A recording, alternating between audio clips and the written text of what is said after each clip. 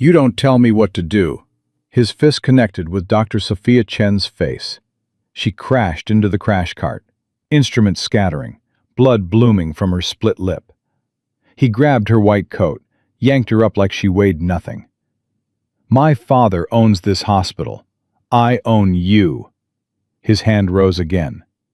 A voice cut through, calm, cold, absolute. Put her down. Now. Derek turned. Behind him stood a man in navy digital camouflage. Short, dark brown hair, eyes that had seen war and weren't impressed by bullies.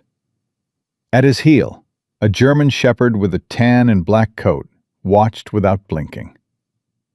Derek had just made the worst mistake of his life.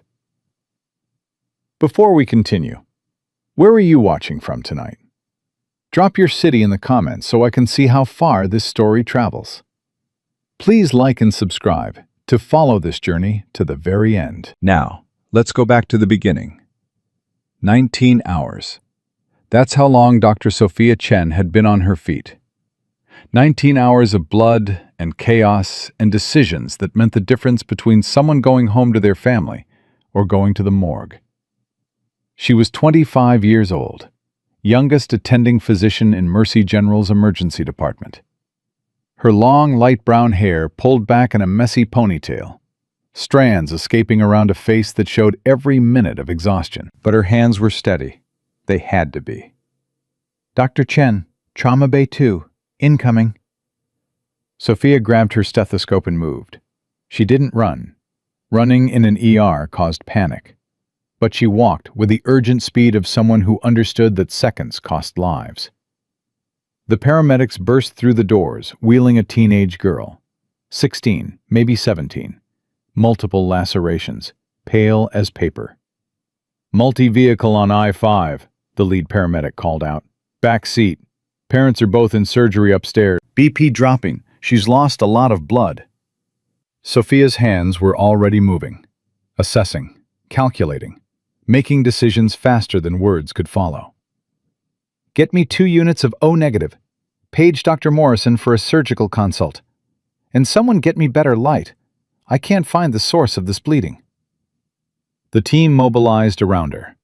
This was what Sophia lived for. The moment chaos became order.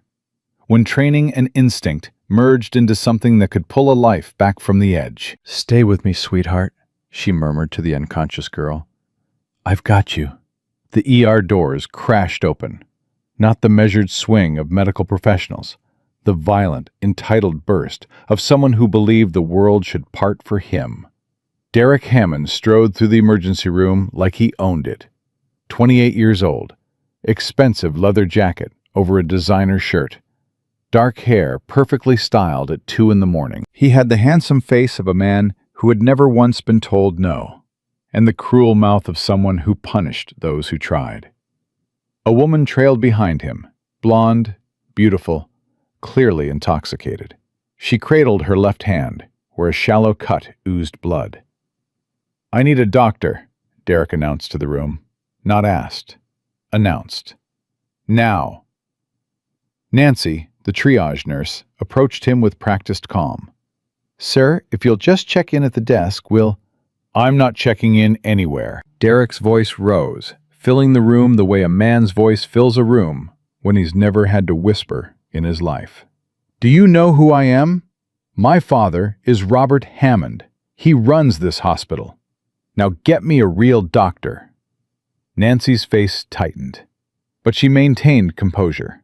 Years of dealing with entitled patients had taught her when to push and when to survive. Sir, we have critical patients right now. Does it look like I care? Derek stepped into her space, close enough to make her flinch, close enough for her to smell the whiskey on his breath. Get me a doctor. Sophia heard the commotion. She didn't look up. Couldn't look up.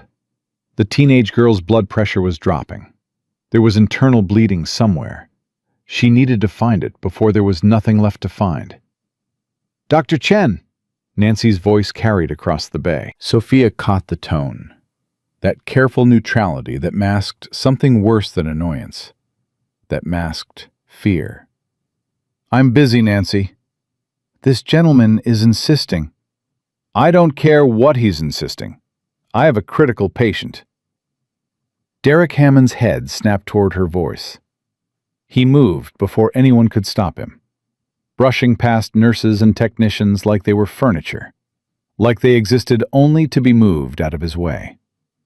He was at Sophia's elbow before she registered his presence. His cologne, expensive, overpowering, mixed with the copper smell of blood.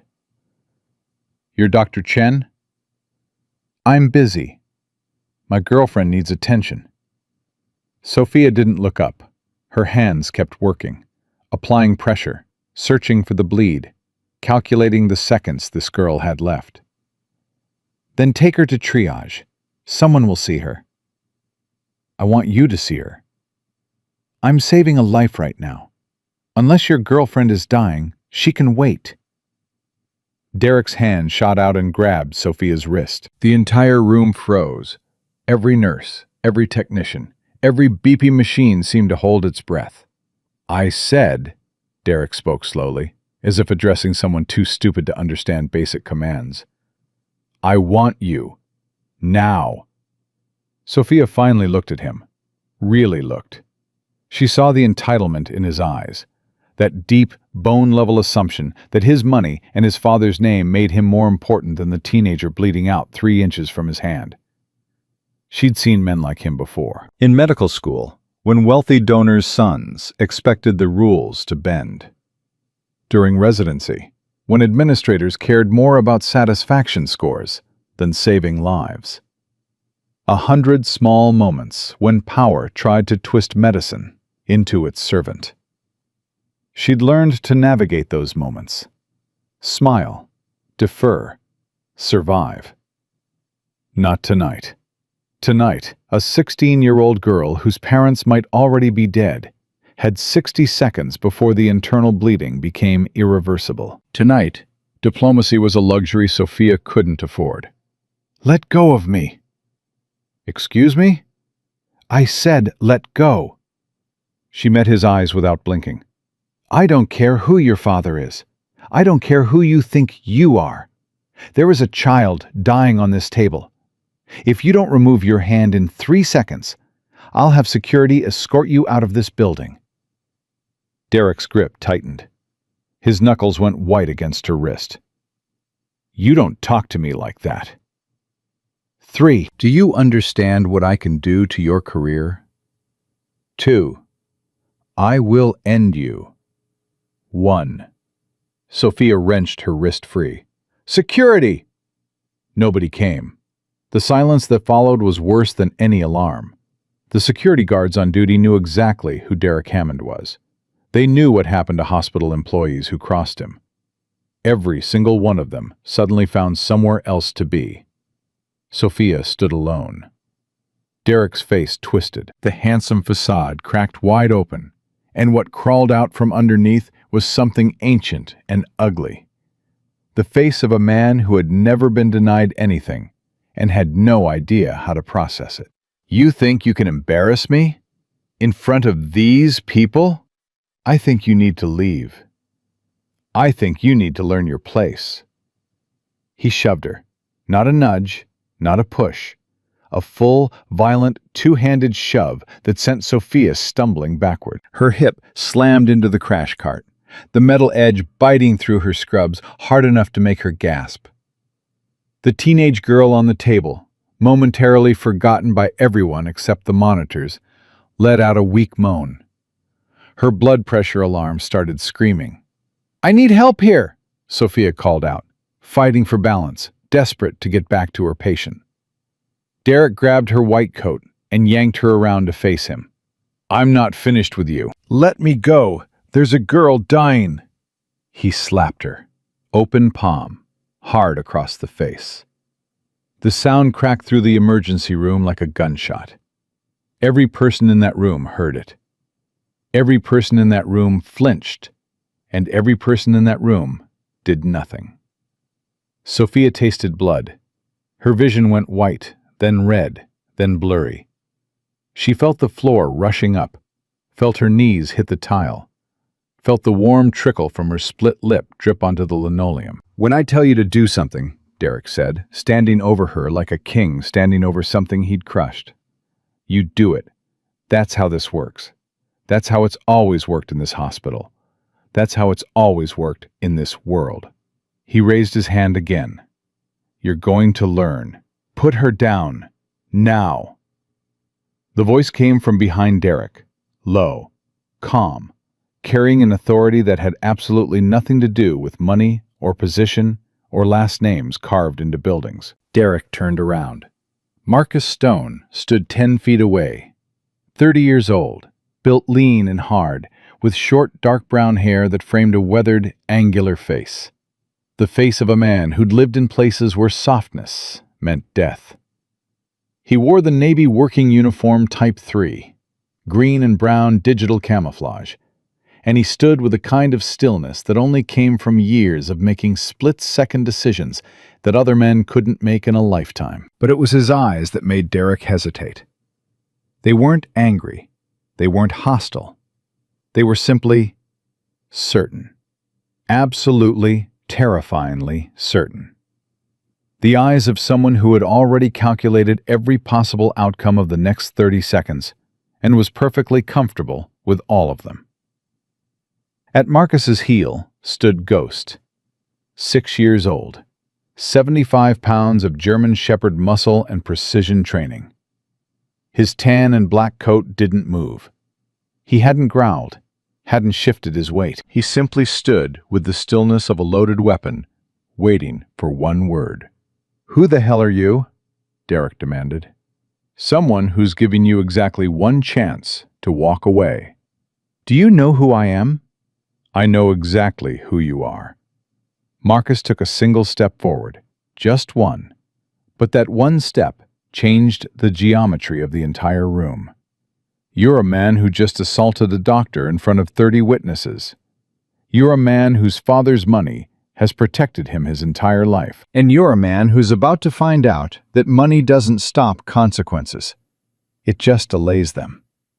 Derek's girlfriend pulled at his sleeve. "Derek, please, let's just go." "Shut up." He shook her off without looking at her. His eyes stayed locked on Marcus.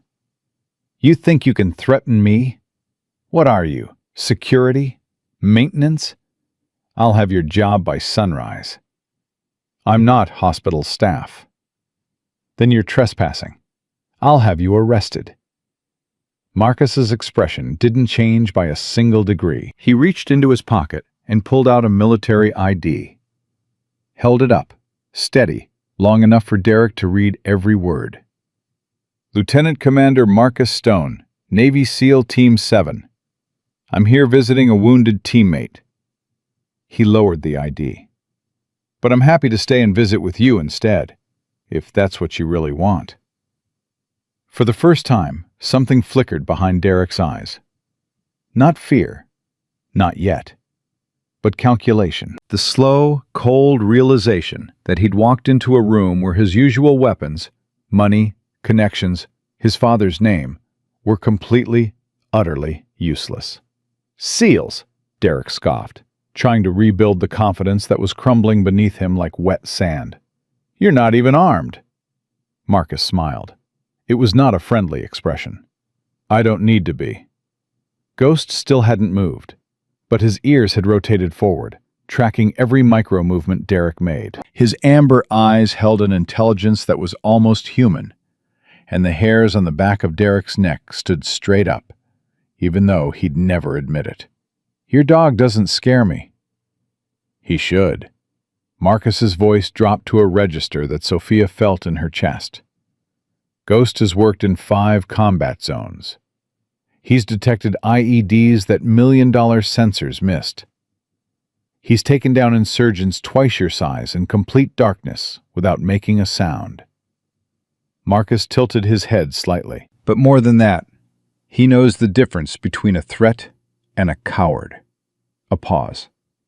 "Right now, he thinks you're both." The emergency room had gone completely silent. Not even the machines dared to beep. Then the teenage girl's monitor screamed again. Sophia pushed herself up from the floor. Blood ran from her lip down her chin. Her legs trembled, but she forced them straight. She forced herself to stand. "I need to help my patient," she said quietly. Marcus nodded without taking his eyes off Derek. "Then help her. I'll make sure nobody interrupts you again." Derek's fists clenched. His whole body vibrated with fury he didn't know what to do with. Because for the first time in his 28 years, fury wasn't enough. "This isn't over." "No," Marcus agreed. "It isn't. Because tomorrow morning, I'm going to request the security footage from this emergency room. I'm going to file a formal complaint with the hospital board. I'm going to contact the state medical board about a civilian assaulting a physician during an emergency procedure." He let each sentence land like a brick. "And then I'm going to call a friend of mine at the Seattle Times who's been looking for exactly this kind of story about hospital corruption." Derek's face went white. "You wouldn't." "Try me." The silence stretched between them, tight as a wire, sharp enough to cut. Derek's girlfriend was crying now, mascara running down her face in black rivers.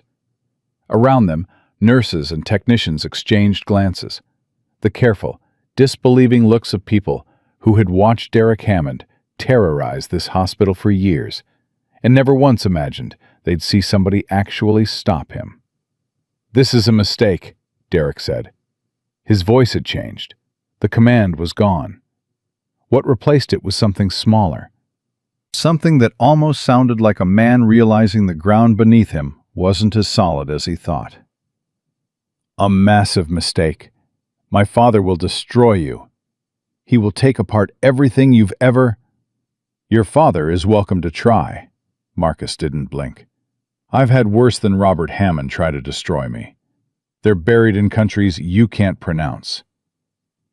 Derek stood frozen for 3 more seconds. Then he grabbed his girlfriend's arm and dragged her toward the exit, not walking, not striding, but moving with the jerky urgency of a man retreating from something he couldn't name. At the doors he turned. "Remember this," he said. His voice cracked on the word. "Both of you, remember this night. Because I will." The doors swung shut. The emergency room exhaled. Marcus moved to Sophia's side immediately. "Can you work?"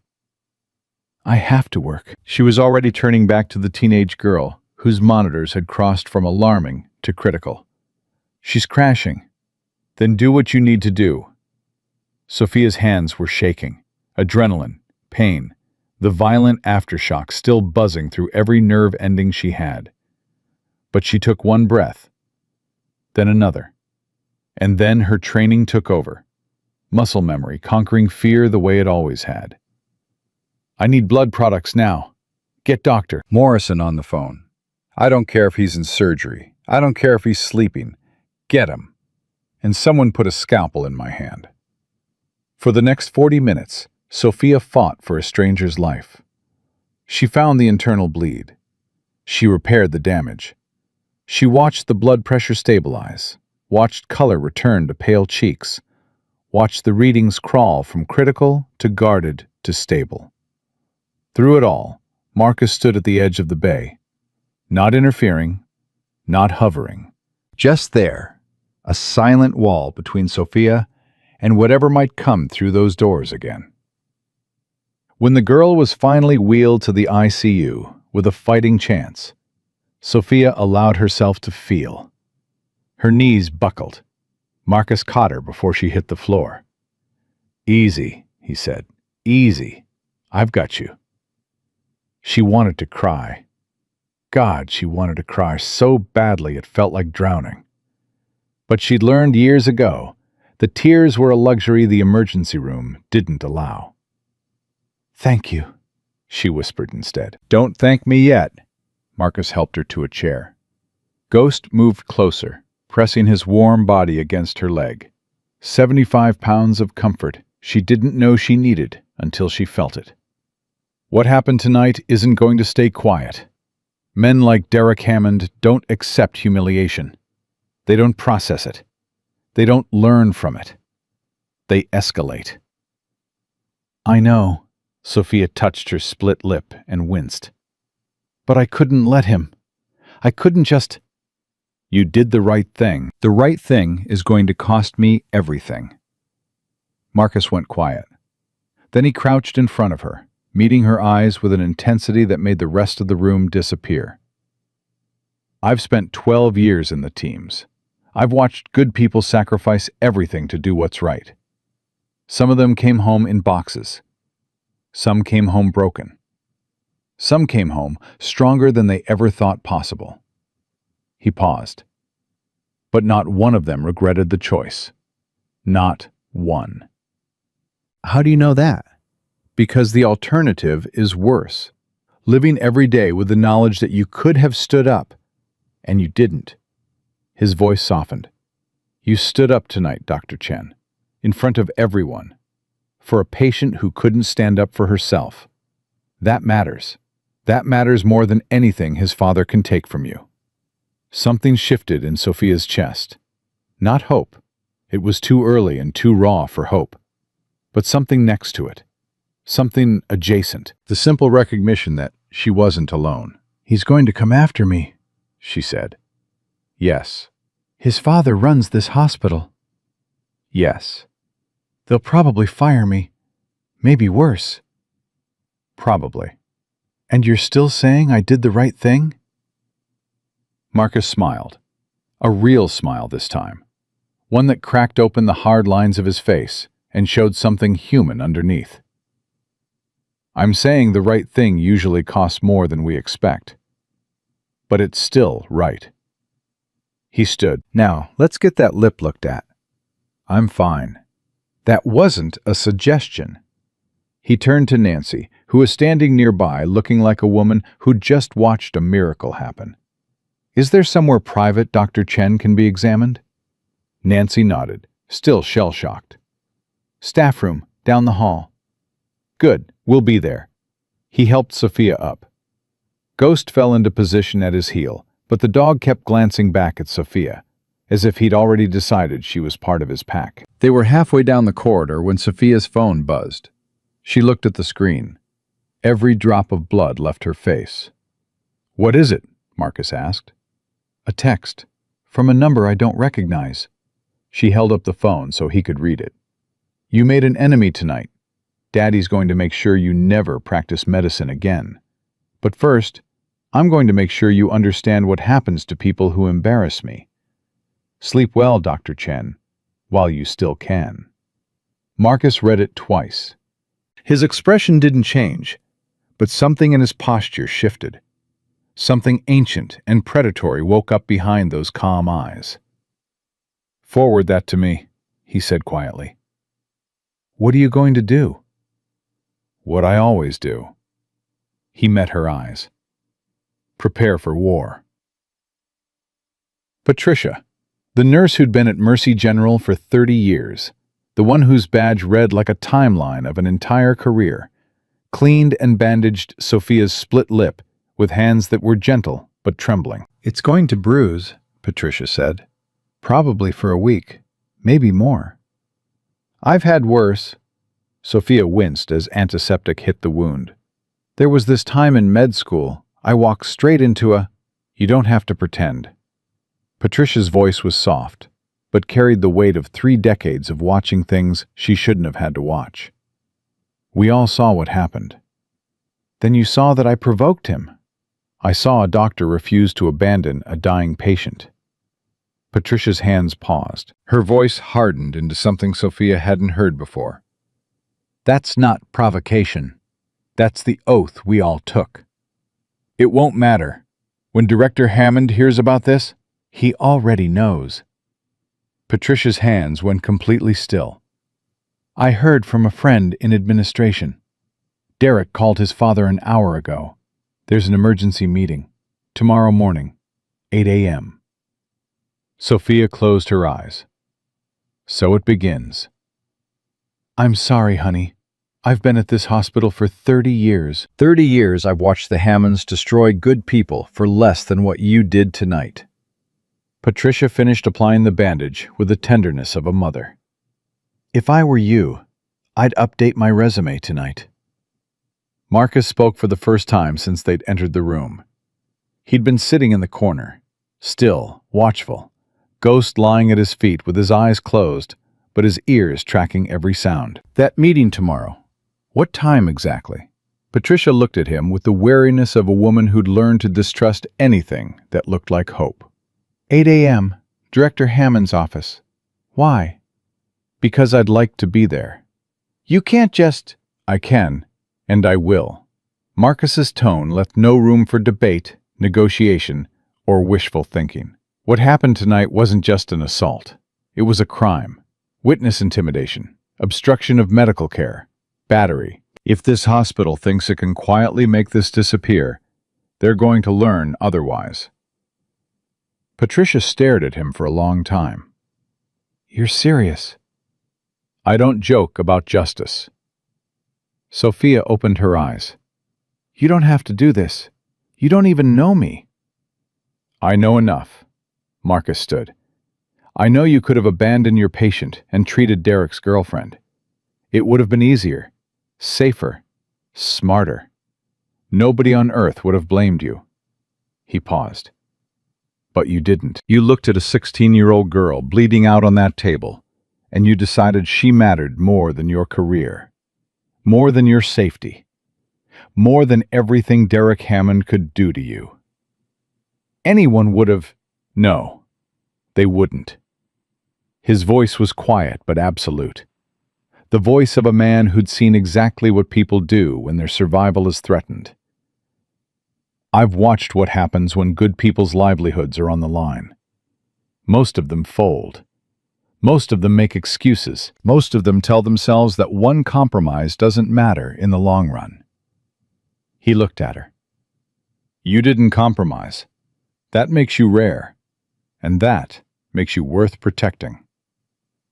Sophia felt tears threatening. She blinked them back the way she'd been blinking them back for 5 years of emergency medicine. Why do you care? Why does a Navy SEAL care about what happens to some ER doctor in a hospital he doesn't even work in? Because 15 years ago, someone protected me when I didn't deserve it. A senior officer who put his entire career on the line for a cocky young SEAL who thought he knew everything. Marcus's expression softened for the first time. He told me something I never forgot. He said, "That's how it works, Stone. Someone stands for you, and someday you stand for someone else. It's a chain. You break it, we all fall apart." Ghost lifted his head and looked at Sophia. His amber eyes held something that might have been understanding, or might have been the recognition of a soul his instincts already trusted. "That your dog?" Sophia asked, needing to talk about anything other than how close she was to breaking. "That's my partner. 6 years together. More combat missions than I can count." Marcus reached down and scratched behind Ghost's ears. "He's the reason I'm still alive. More than once. He seems so calm. He's reading the room. When there's no threat, he conserves energy." A ghost of a smile. "But if Derek had raised his hand one more time tonight, you would have seen a very different dog. Remind me never to make him angry. You couldn't if you tried. He already decided he likes you." "How can you tell?" "He's looking at you instead of watching the door. For Ghost, that's practically a marriage proposal." Sophia laughed. It hurt her split lip. She didn't care. Patricia watched them both, and something shifted across her face.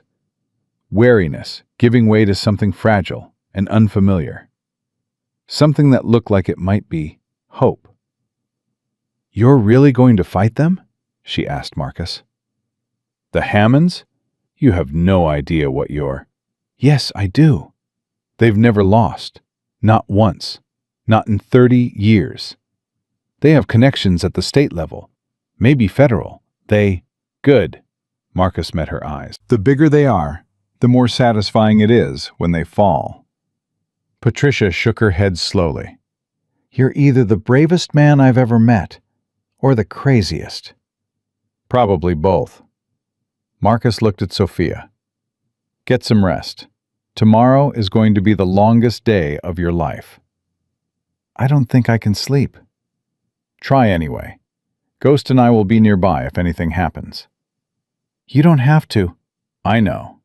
He moved toward the door.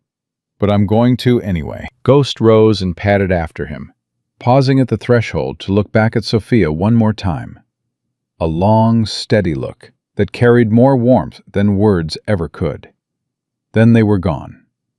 Patricia gathered her supplies in silence. At the door, she stopped. That's one hell of a guardian angel you found. I didn't find him. He just appeared. That's how angels work, honey. Patricia's voice dropped to something raw, something honest, something that came from 30 years of watching good people get destroyed and finally seeing someone who might stop it.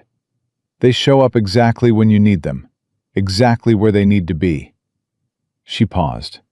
Whatever happens tomorrow, whatever they take from you, remember this. You did the right thing. They can't take that. They can never take that. Then she was gone.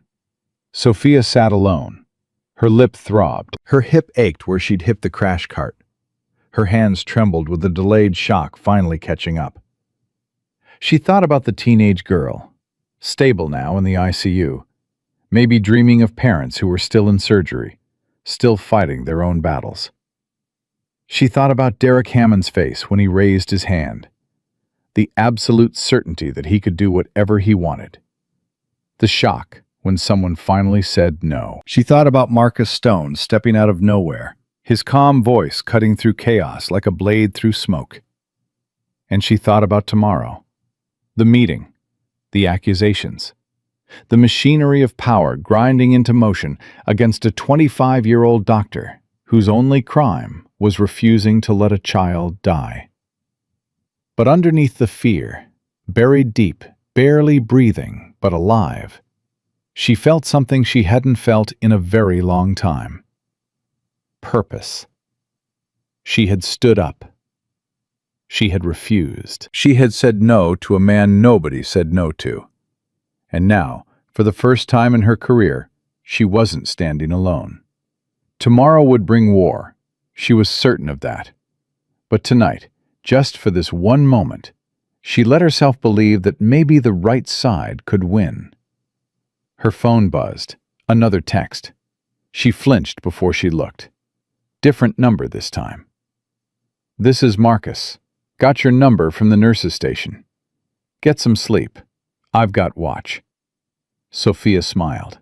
It hurt. She smiled anyway. She typed back, "Thank you for everything." His reply came 30 seconds later. "Don't thank me yet. This is just the beginning." He was right. It was just the beginning. And somewhere in the dark hallways of Mercy General Hospital, a storm was gathering. The kind that would either destroy everything Sophia Chen had built or prove once and for all that courage was stronger than corruption, that one voice was louder than an empire, and that the most dangerous thing in the world wasn't a man with money and power. It was a woman who had nothing left to lose, and a warrior who chose to stand beside her. The meeting started at exactly 8 o'clock. Sophia arrived 5 minutes early. She wore her cleanest white coat over clothes she'd chosen with care. Professional, composed, nothing that suggested she'd spent the night alternating between terror and rage. Her split lip had swollen overnight, the purple bruise spreading across her jaw like a map of everything Derek Hammond had done to her. She hadn't tried to hide it. Let them see. Director Robert Hammond sat at the head of the conference table, early 60s, silver-haired, with the distinguished appearance of a man who had built empires and believed himself entitled to every brick. His suit cost more than Sophia earned in a month. His expression cost nothing. It was the practiced neutrality of someone who'd learned decades ago that the most dangerous weapon in any room wasn't a fist. It was a smile. Derek sat beside him. Fresh shirt, wounded expression. The performance of a victim so convincing it would have fooled anyone who hadn't watched him slam a woman into a crash cart 12 hours ago. Victoria Cross, head of HR, thin, precise, the kind of woman who'd built a career on knowing exactly when to look the other way, sat to Hammond's left. The hospital's legal counsel occupied the chair to his right, and at the far end of the table, uninvited but absolutely unmoved, sat Marcus Stone. Hammond noticed him immediately. "I'm sorry, this is a private administrative meeting. Security personnel aren't required." "I'm not security." Marcus didn't stand. His Navy uniform was crisp, his posture relaxed in a way that communicated something very specific, that he was exactly where he intended to be, and no amount of institutional authority was going to change that. "I'm a witness. I was present during last night's incident, and I have information relevant to this discussion. This is a personnel matter involving hospital staff. This is a criminal matter involving your son assaulting a physician." Marcus's voice carried the flat certainty of a man reporting weather conditions. "I'm happy to discuss it here, or with the Seattle Police Department. Your choice, Director." The room went silent. Victoria Cross shifted uncomfortably. The legal counsel leaned over and whispered something in Hammond's ear.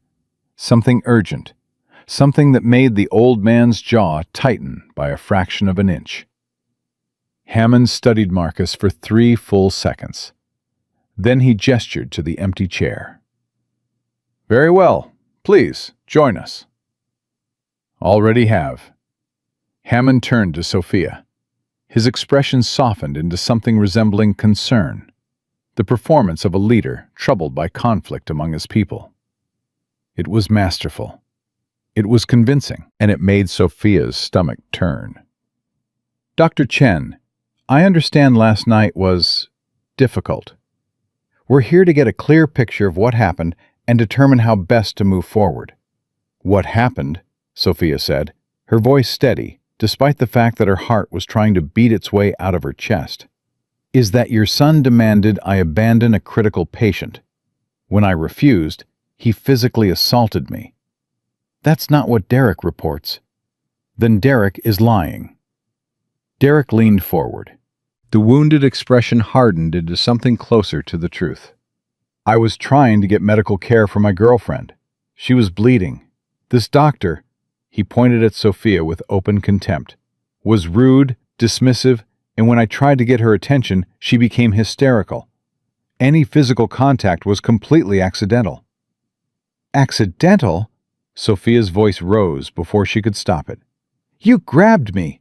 You shoved me into a crash cart. You slapped me across the face hard enough to split my lip. Look at me." She turned her head so the bruise caught the fluorescent light. "Does this look accidental to you?" "I was defending myself." "From what?" "I'm 5'3" and I weigh 115 pounds.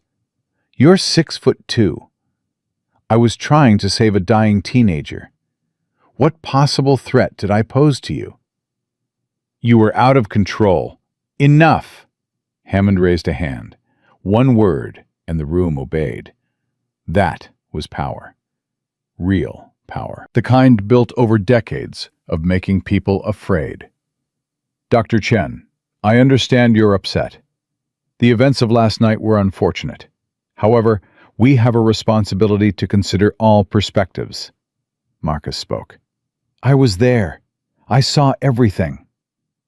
"And what exactly did you see, Commander?" "I saw your son demand that Dr. Chen abandon a critical patient to treat his girlfriend's superficial wound. When she refused, he grabbed her wrist. She asked him to let go. He shoved her into a crash cart hard enough to leave a bruise on her hip. When she tried to return to her dying patient, he grabbed her coat, spun her around, and slapped her across the face."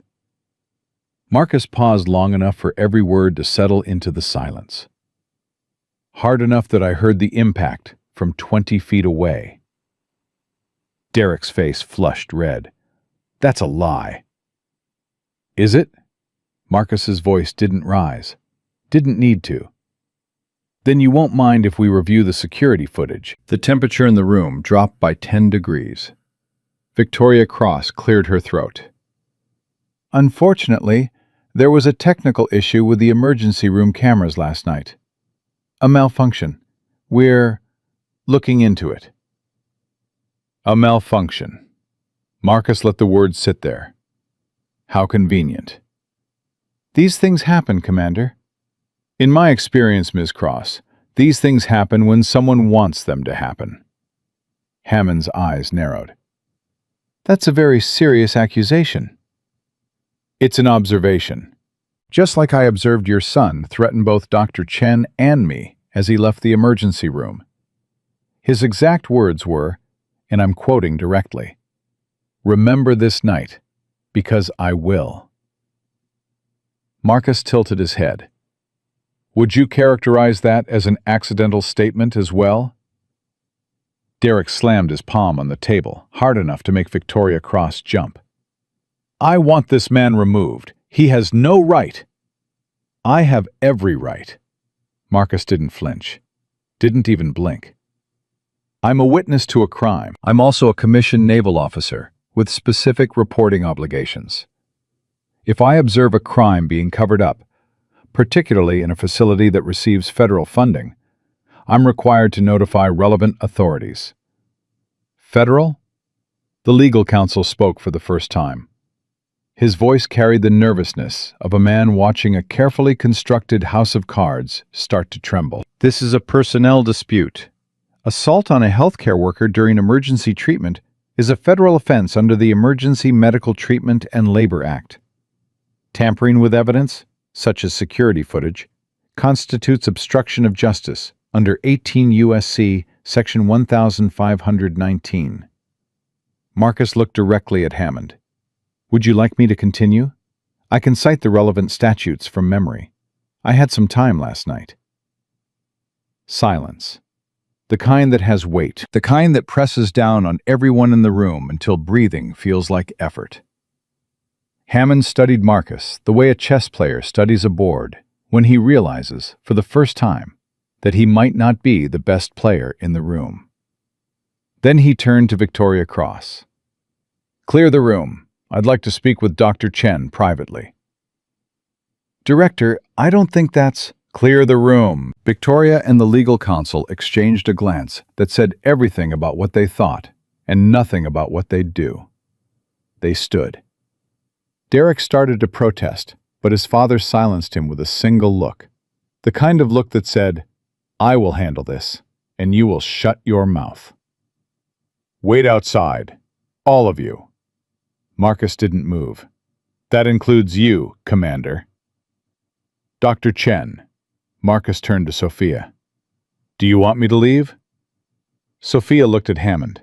At Derek, at the door that represented her only escape from a room full of predators wearing expensive suits.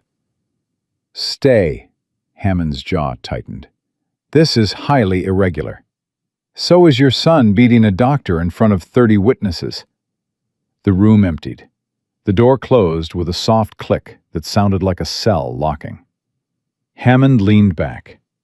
The benevolent mask fell away like something he was tired of wearing. What was underneath was colder, older, harder.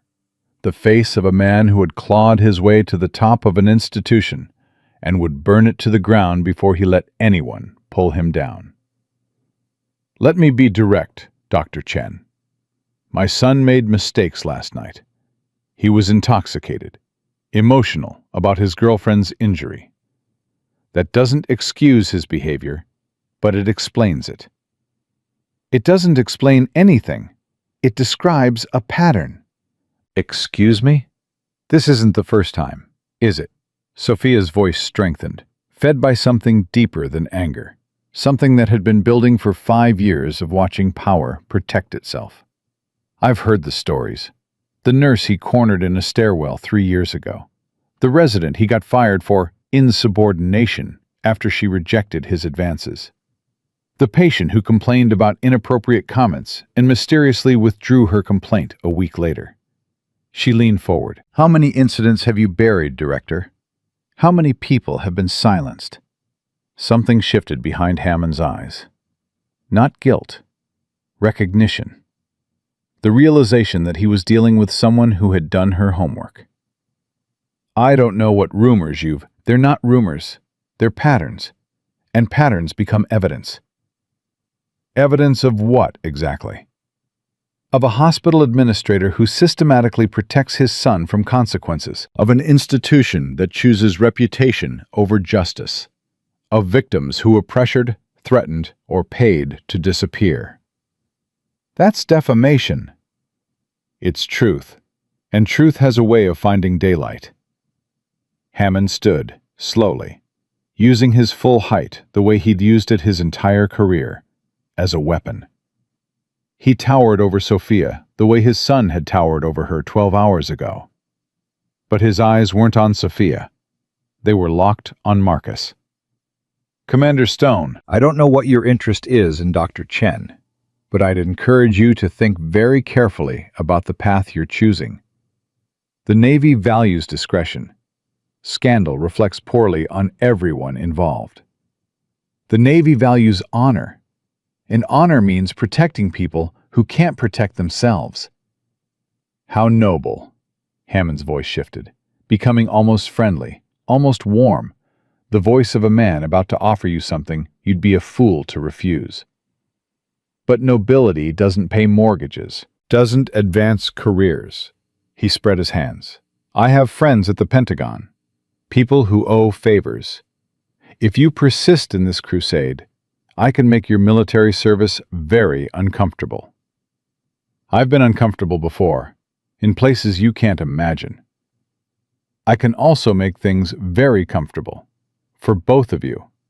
Hammond turned to Sophia. Dr. Chen, what if this simply went away? No complaint on your record, a letter of commendation for your handling of a difficult patient situation, a promotion to senior attending when the next position opens. Sophia felt the temptation curl around her like smoke. A promotion, safety, recognition, everything she'd worked for since she was 18 years old. And in exchange? In exchange, you acknowledge that last night was a misunderstanding, an unfortunate clash of personalities during a stressful shift. No formal complaints, no police, no public discussion. You want me to lie? I want you to be practical. His voice went soft, almost paternal, almost kind. You're young, talented. You have a brilliant career ahead of you. Don't throw it away over a single moment of conflict. Sophia looked at the polished table, at the reflection of her bruised face staring back at her, at the comfortable chairs and expensive paintings designed to project success and authority, and the message that this was a room where important people made important decisions that smaller people accepted without question. She thought about the teenage girl in the ICU, about the nurses who had looked away last night because the Hammond name was more dangerous than a fist, about everyone who had been silenced before her. She looked at Marcus. His expression was neutral, waiting. He would support whatever she decided. She knew that the way she knew her own pulse. But the decision was hers. No. Hammond blinked. I'm sorry? No. Sophia stood. Her legs shook. Her voice didn't. I won't lie. I won't pretend your son didn't assault me. And I won't be part of a system that protects predators and punishes the people they prey on. Dr. Chen, be reasonable. I am being reasonable. Maybe for the first time in this hospital's history, someone is being reasonable. She met his eyes, the eyes of a man who had destroyed careers the way other people crushed insects. You've built a kingdom here, Director, but kingdoms built on silence crumble, and I'd rather lose everything than help you build yours 1 inch higher on the backs of people too afraid to speak. Hammond's face transformed. The administrator vanished. What replaced him was something ancient, something cold. A man who had spent 40 years accumulating power and would use every ounce of it to destroy a 25-year-old woman who dared to say no. "You'll regret this." "Probably, but I'll be able to look at myself in the mirror."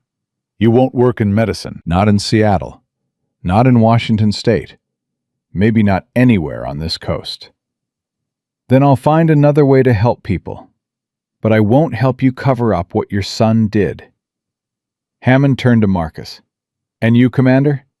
Willing to sacrifice your career for this principled stand?" "I've sacrificed more for less." Marcus finally stood. "But just so we're clear, I'm not the one you should be worried about." "Who should I be worried about?" "The truth." Marcus moved toward the door. "It has a way of finding light, and when it does, all the power in the world can't put it back in the dark." He opened the door, gestured for Sophia to exit first. She walked past Derek, who was leaning against the wall with hatred so pure it felt like heat against her skin. "You're done," Derek hissed. "You hear me? Finished." Sophia stopped, looked at him, really looked at the man who had tried to break her, who had hit her, who had stood over her bleeding on the floor and felt nothing but entitlement.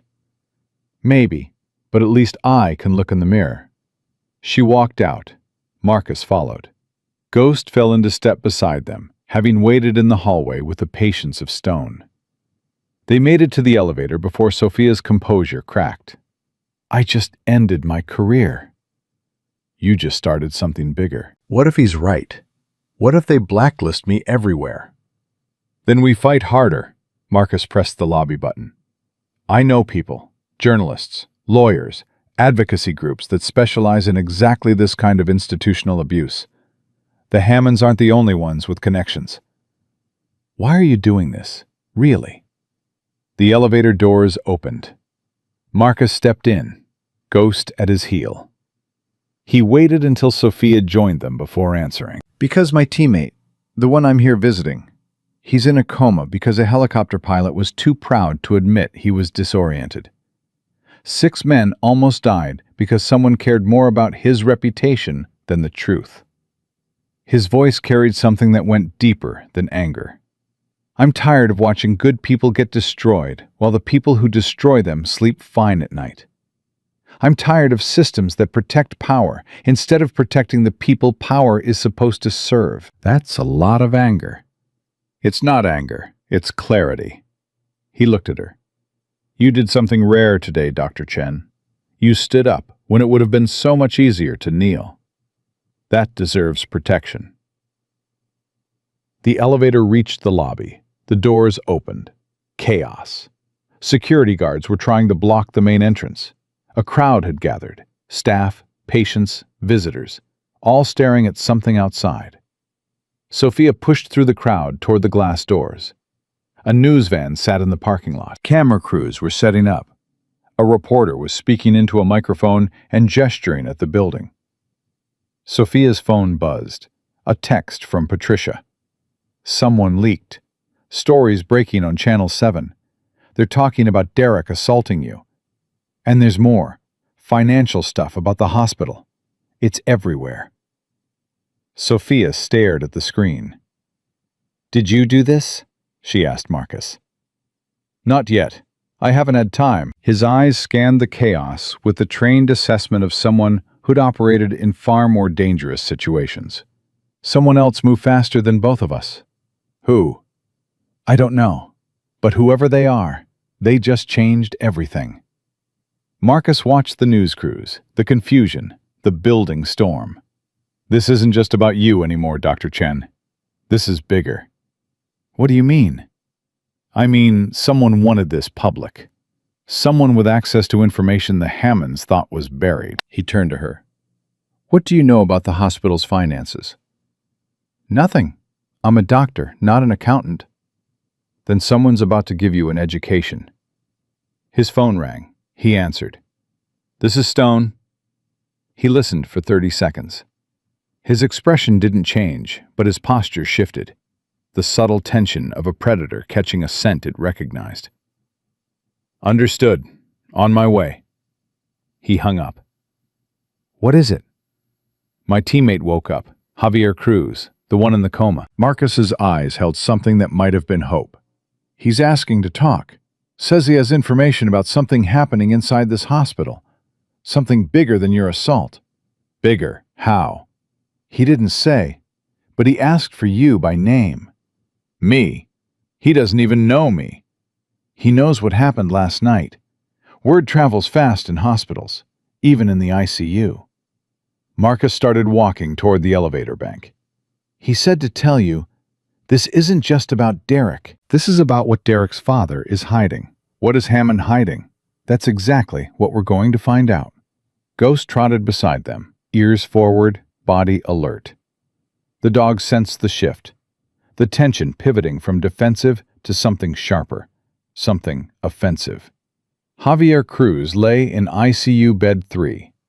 Early 30s, compact build, the frame of someone who'd spent years doing things most people couldn't imagine.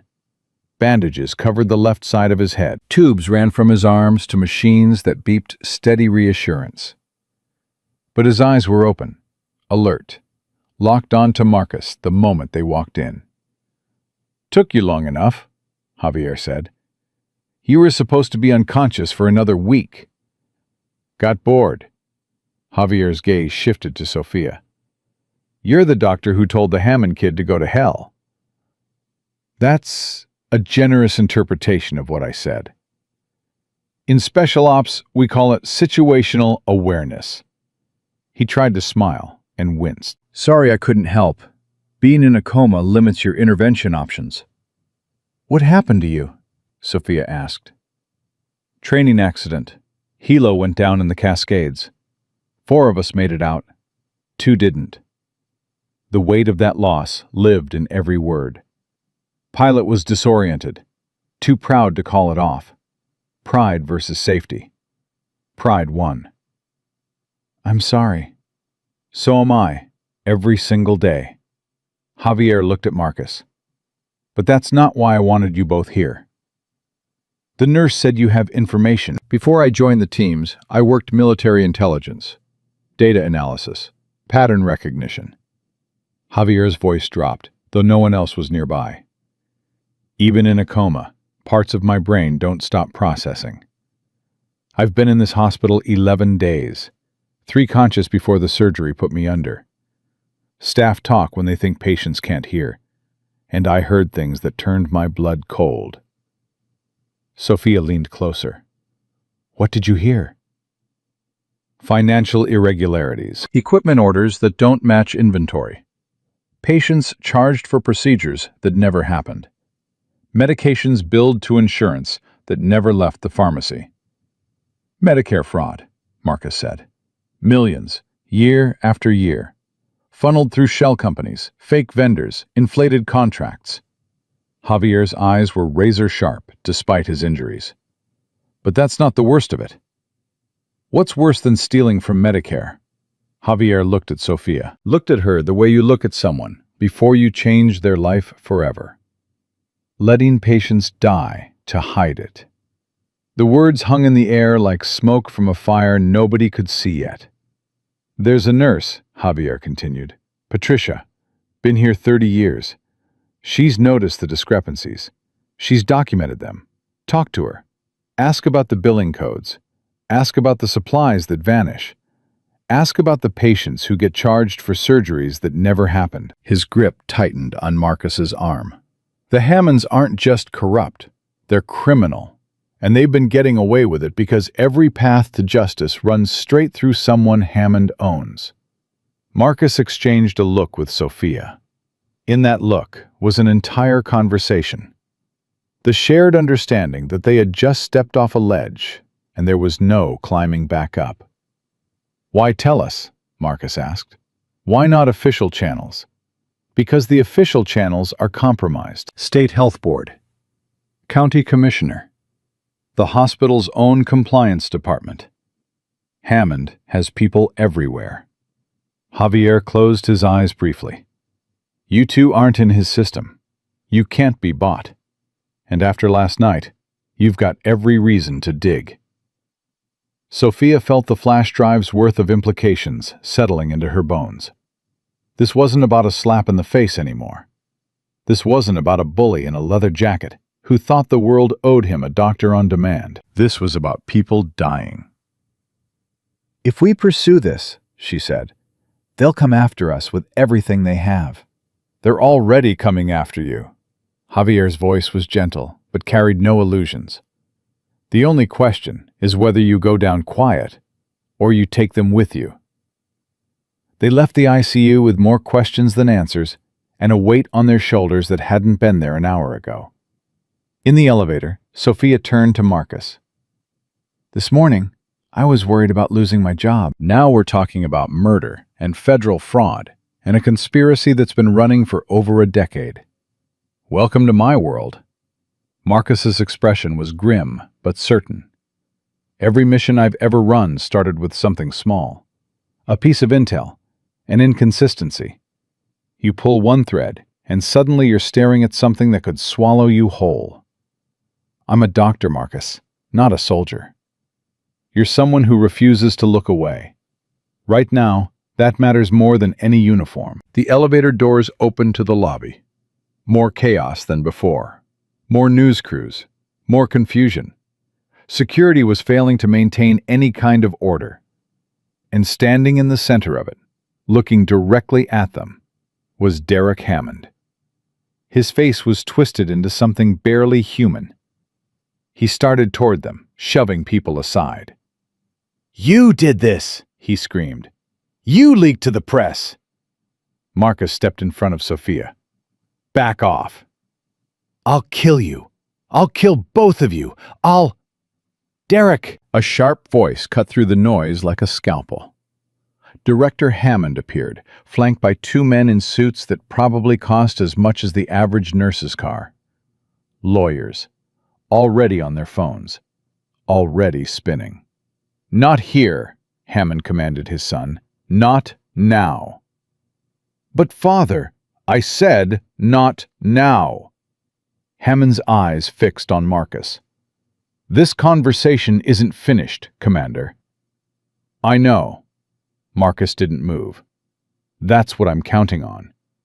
Hammond grabbed Derek by the arm and pulled him toward the administrative wing with the urgent grip of a man who understood that every second his son spent in front of cameras was another nail in a coffin. Sophia realized her hands were shaking. "He just threatened to kill us, in front of all these people." "He's scared. Scared people say things they can't take back." Marcus watched the Hammonds disappear around a corner. But scared people also make the kind of mistakes that end empires. "What do we do now?" "Now, we find Patricia. We get whatever evidence she has. We build a case so airtight that no amount of money, no number of lawyers, and no connection in any government office can make it disappear." He looked at her, really looked, the way he'd looked at her the night before when she was bleeding on the floor, and he was the only person in the room who cared. "And we stay alive long enough to see it through." Ghost pressed against Sophia's leg. She reached down and touched the dog's head.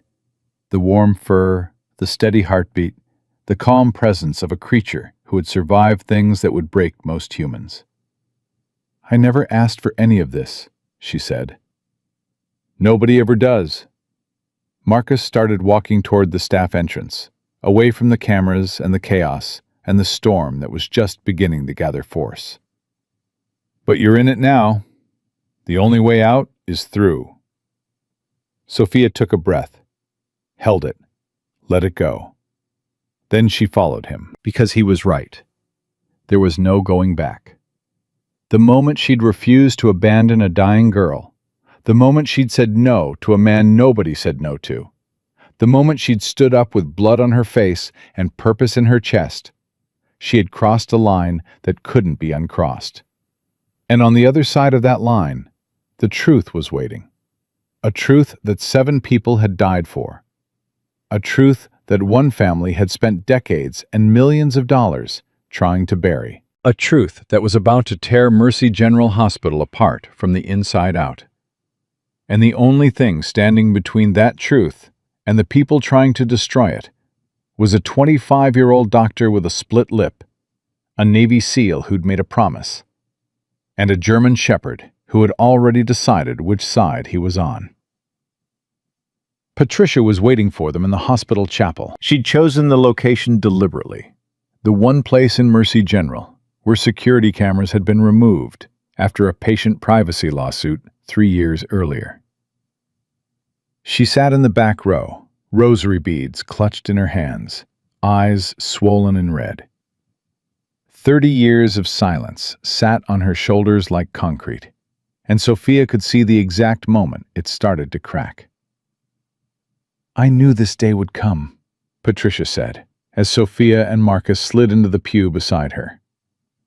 15 years I've been waiting. 15 years for someone brave enough to ask the right questions. Javier Cruz mentioned you'd seen things, Marcus said quietly. Financial irregularities. Patricia laughed. It wasn't a happy sound. It was the laugh of a woman who'd swallowed poison for a decade and a half and was finally being told she could spit it out. Seen things? I've watched things. Documented things. Hidden evidence in places even God forgot about. She turned to Sophia. When I saw what Derek did to you last night, when I watched you stand there bleeding and nobody moved to help, something broke inside me. 30 years of pretending. 30 years of telling myself it wasn't my business. I couldn't do it one more day. You leaked the story to the press, Marcus said. It wasn't a question. I had a friend at Channel 7. Been sitting on that phone number for 10 years, waiting for the right moment. Patricia's hands trembled around her rosary. But honey, the assault was just the tip. What Robert Hammond is hiding goes so deep, I don't even know where the bottom is. Sophia leaned closer. Tell us everything. Patricia took a breath that shook on the way in and shook harder on the way out. It started about 12 years ago. Small things. Equipment orders that didn't match what actually showed up. Patients getting billed for tests nobody ever ran. Medications that appeared on invoices but never left the pharmacy shelves. Medicare fraud, Marcus said. Millions of dollars, year after year after year. Funneled through shell companies, fake vendors, contracts inflated so high they should have had their own zip code. Patricia's voice dropped to something barely above a whisper. But that's not the worst of it. What's worse than stealing millions from Medicare? Patricia looked at Sophia, looked at her the way someone looks at you right before they hand you a grenade with the pin already pulled. Letting patients die to keep the secret. Sophia's stomach dropped. The words hit her somewhere below language, somewhere in the place where her oath lived. First, do no harm. 3 years ago, Patricia continued, there was a patient, Eleanor Vance, 72 years old. Came in for a routine hip replacement. Should have gone home in 4 days. Should have been dancing with her grandchildren by Christmas. What happened? Something went wrong during surgery. She needed a blood transfusion. Specific type. I checked the records myself. We had it in inventory. At least, on paper we had it. On paper? The blood was never delivered. Someone intercepted the order. Eleanor Vance bled out on the operating table, while her family sat in the waiting room picking out flowers for her recovery room. Sophia's hands went cold. Why would someone intercept a blood transfusion? Because the blood wasn't actually there. It was in the system, charged to insurance, billed to Medicare. But the physical product had been diverted to a private clinic Hammond owns across town. He was double billing, charging Mercy General for supplies that went to his personal facility. Patricia wiped her eyes with the back of her hand. When Eleanor Vance needed that blood to survive, it was sitting in a refrigerator 15 miles away, making Robert Hammond richer. Marcus's jaw tightened. And when she died, the family sued. Case was settled in 6 weeks. Sealed records, non-disclosure agreement, $3 million to make a dead grandmother disappear from the public record. Patricia's tears fell freely now. $3 million. That's what Eleanor Vance's life was worth to the Hammonds. Less than what Robert spends on his vacation home every year. Sophia felt sick. Physically, violently sick. She had dedicated her entire life to healing people. She had sacrificed sleep and relationships and any semblance of a normal existence to earn the right to save lives inside these walls. And the man who ran this hospital, the man whose name was carved into the lobby floor, had killed a 72-year-old grandmother for profit. "There has to be evidence," Sophia said. "Records, documents, something." Patricia reached into her coat and pulled out a flash drive. Small, black, the kind you could buy at any drugstore for $12. Everything I could gather over the last decade. Billing discrepancies, inventory records that don't match, internal communications, emails Hammond thought he'd deleted. She pressed the drive into Sophia's hand. And the names of 6 other patients who died under circumstances that should have triggered investigations but never did. 6 others? That I could confirm. There may be more. Probably are more. Patricia closed Sophia's fingers around the drive. "I made copies, kept them in different places, because I know what happens to people who threaten the Hammonds." Marcus leaned forward.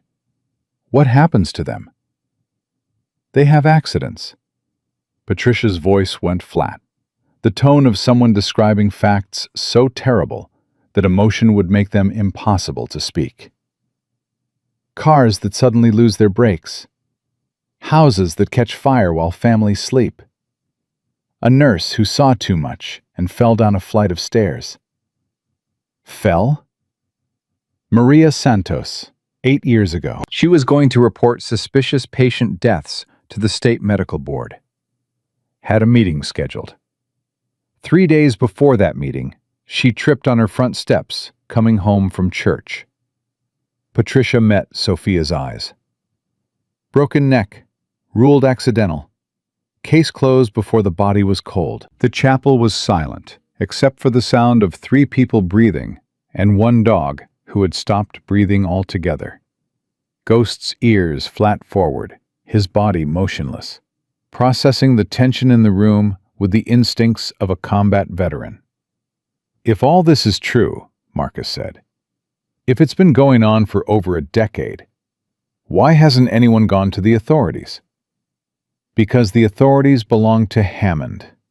Patricia's voice cracked with the frustration of a woman who had tried and tried and tried. "His brother-in-law runs the county health commission.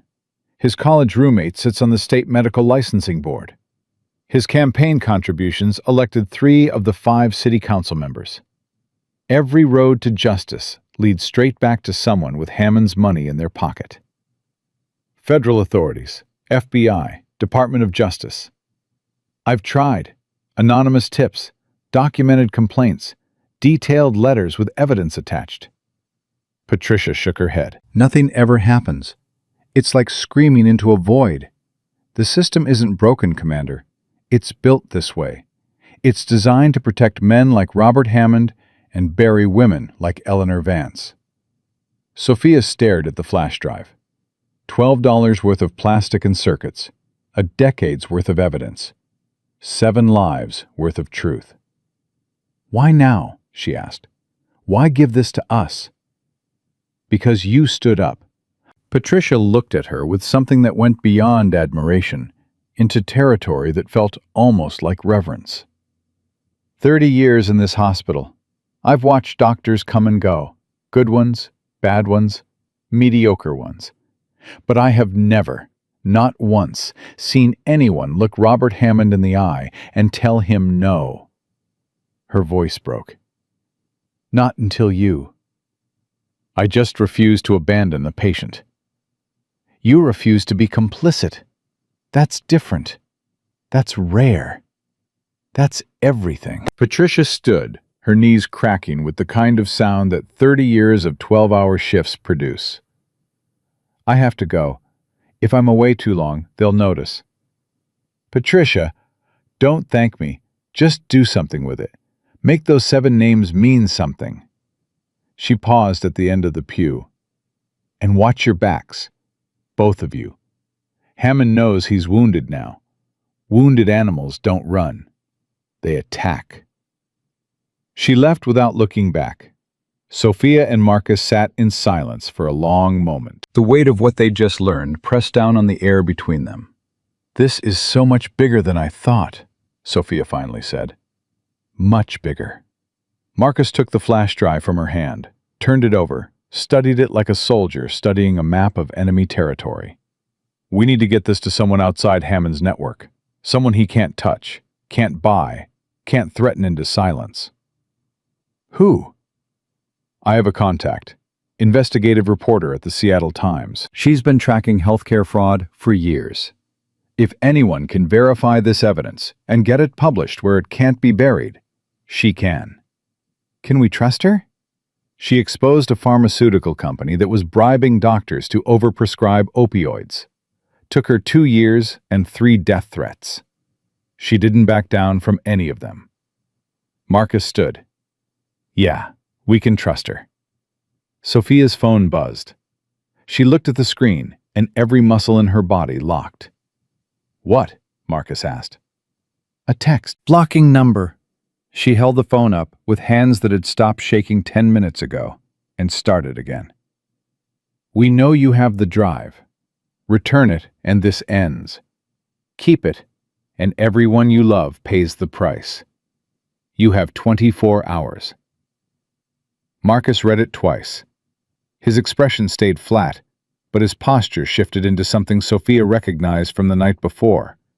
The quiet, coiled readiness of a man whose body had already made decisions his mouth hadn't announced yet. They moved fast, he said. How did they know? We've been in the chapel. There are no cameras in here.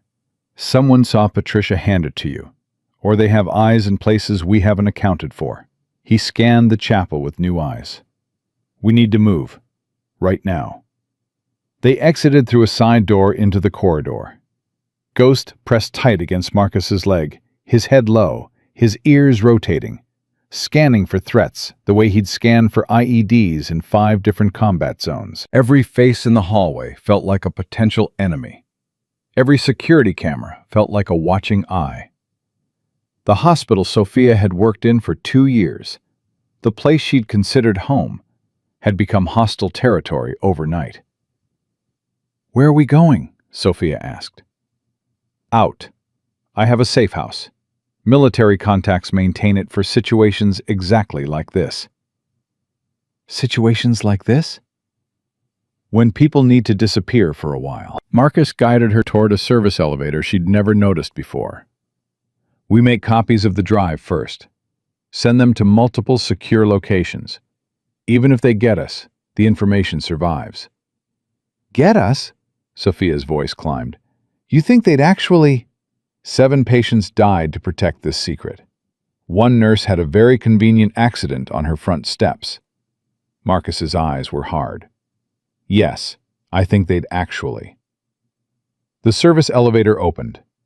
Empty. Marcus checked both directions before stepping inside. Once we're out of the building, we head for my car. It's 3 blocks east. From there, Commander Stone. The voice came from behind them. Derek Hammond stood at the end of the corridor. But he wasn't alone. 2 large men flanked him. Private security, obvious from their posture and the bulges under their jackets that weren't cell phones. I'm going to need that flash drive, Derek said. Ghost's hackles rose. A low growl rolled from his throat, like distant thunder. Call off your dog, one of the security men said. His hand drifted toward his jacket. Touch that weapon, and he takes your arm off at the elbow. Marcus's voice was calm, conversational, almost pleasant. Ghost has very specific training about hands reaching for guns. I'd keep yours where he can see them. The man froze. Derek smiled, the smile of someone who still believed he held all the cards because he'd never played a game he couldn't buy his way out of. You don't understand the situation, Commander. My father owns this city. The police, the courts, the media. You have nothing. I have evidence. Evidence disappears. People disappear. Derek took a step closer. But I'm being generous. Walk away. Forget everything you've seen. Take your dog and your hero complex and find another cause. And Dr. Chen?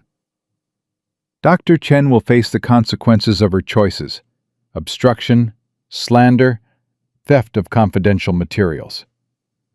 Derek shrugged with the casual indifference of a man discussing the weather. My father's lawyers are very creative. Sophia spoke before the fear could stop her. Your father murdered patients. 7 people are dead because of his greed. How do you sleep knowing that? Derek's smile flickered. For just a fraction of a second, so brief that someone without Sophia's training in reading faces might have missed it, something human moved behind his eyes. Something that might have been doubt, or guilt, or the faintest echo of a conscience that had been beaten into silence years ago. Then it was gone. My father is a visionary. Every great institution requires sacrifice. Sacrifice? You're talking about human lives, real people. Eleanor Vance was somebody's mother, somebody's grandmother. Eleanor Vance was 72 years old. Her statistical outcome probability was already— Stop. Marcus's voice cut through like a blade through paper. Stop talking. Stop justifying. Stop pretending you're anything other than what you are. And what am I, Commander? A coward.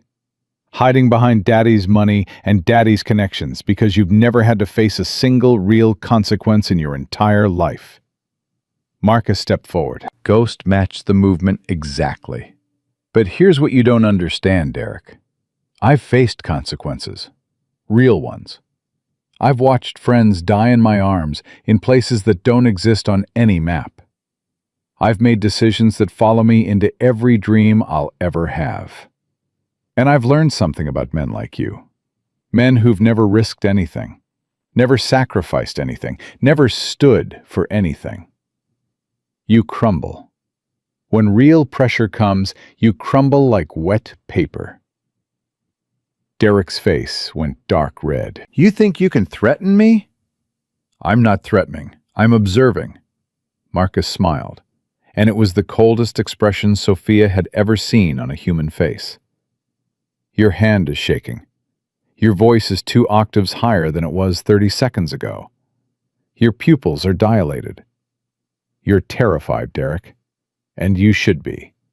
Because everything your family built, every dollar, every connection, every sealed record and buried body, is about to come crashing down so hard the ground shakes. My father will— Your father can try. Marcus glanced at the 2 security men. And these 2? They're private contractors. I can tell by their stance, their weight distribution, the way their eyes keep checking the exits instead of committing to a position. Which means they're being paid by the hour, not by the principle. They're not willing to die for your family's secrets. He looked directly at the larger one. Are you? Neither man answered. But the larger one took a half step backward. The smaller one's hand moved away from his jacket. Derek's confidence shattered like glass hitting concrete. You can't just— I can, and I am. Marcus took Sophia's arm. We're leaving. Anyone who tries to stop us is going to have a very bad rest of their life. He walked forward. The security men parted. Derek stood alone, fists balled, face purple, shaking with a rage that had nowhere to go because the person it was aimed at wasn't afraid of it. This isn't over, he screamed after them. You hear me? This isn't over! Marcus didn't look back. They reached the service elevator. The doors closed. The car started to descend. Sophia was shaking so violently she could feel her teeth clicking together. That was necessary. Marcus's voice went gentle. The same voice he'd used the night before when he'd caught her before she hit the floor. Men like Derek only speak one language: power. You have to be fluent in it, or they'll never hear a word you say. What if he calls the police? He won't. Not yet. Police mean questions. Questions mean exposure. Right now, the last thing the Hammonds want is anyone with a badge looking at anything inside this building. The elevator reached the basement. They moved through maintenance corridors, through emergency exits, through passageways Sophia hadn't known existed in 2 years of working here. They emerged 3 blocks from the hospital. Marcus's car was a nondescript sedan. Nothing memorable, nothing that would make anyone look twice. He opened the back door for Ghost, then guided Sophia into the passenger seat. "The safe house?" she asked. 20 minutes outside the city. A friend's cabin. Off-grid. No paper trail. No digital footprint. And the journalist? I'll contact her once we're secure. She'll need time to verify the evidence anyway. For now, we vanish. They drove in silence. Sophia watched the city pass. The hospitals where she'd trained. The coffee shops where she'd studied through the night. The apartment building where she'd collapsed after her first 36-hour shift and cried because she'd lost a patient and didn't know yet that the crying was the thing that kept you human. All of it crumbling. Because she'd refused to let a teenager die. "I keep thinking about Eleanor Vance," she said quietly. 72 years old. Went in for a hip replacement. Her family was probably planning a welcome home dinner. You're not responsible for what happened to her. No, but I'm responsible for what happens next. Sophia looked at the flash drive in her hand. Patricia said there might be more patients, more deaths. How many people died in that hospital while I was working there, and I never knew? You couldn't have known. But I know now, and knowing means I can't stop. Even if I wanted to. Do you want to? Sophia was quiet for a long time. She watched the city give way to suburbs. Suburbs give way to trees. Trees give way to the kind of darkness that only exists outside the reach of streetlights. "No," she said. "I don't want to stop. I want to burn it all down." "Good." Marcus glanced at her. "Hold on to that." They drove another 10 minutes before Sophia's phone rang. Unknown number. She looked at Marcus. "Answer it," he said. "Speaker." She did. "Dr. Chen." The voice was female, older, cultured, controlled, but with something underneath the control that sounded like it was barely holding together. "My name is Margaret Hammond, Robert's wife. I believe we need to talk." Marcus's grip tightened on the steering wheel. "What do you want?" Sophia asked. "To help you destroy my husband." Sophia's blood went cold, then hot, then cold again. "Why should I believe a single word you say?" "Because I'm the one who told Patricia to give you that flash drive." The silence in the car was absolute. Even Ghost went still. "I've been planning this for years, Dr. Chen. Gathering evidence, making copies, building a file so complete that no lawyer in the world could make it disappear. But I needed someone to carry it, someone brave enough, someone the public would believe." Margaret's voice cracked, and in that crack, Sophia heard something real, something raw, something that sounded like a woman who had spent 20 years sleeping next to a monster and finally couldn't close her eyes anymore. "When I saw what Derek did to you, when I watched you stand up with blood on your face and refuse to kneel, I knew you were the one I'd been waiting for." "The one for what?" "To bring my family down, to end this, to make sure no one else dies in that hospital because my husband decided their life was worth less than his profit margin." Marcus leaned toward the phone. "Mrs. Hammond, this is Commander Stone. How do we know this isn't a setup?" "You don't, but I can prove my sincerity." Margaret paused. When she spoke again, her voice had hardened into something that sounded like a decision that couldn't be unmade. Robert is planning something tonight. He knows the story is breaking. He knows the walls are closing in. He's going to his office at 10 o'clock to destroy everything.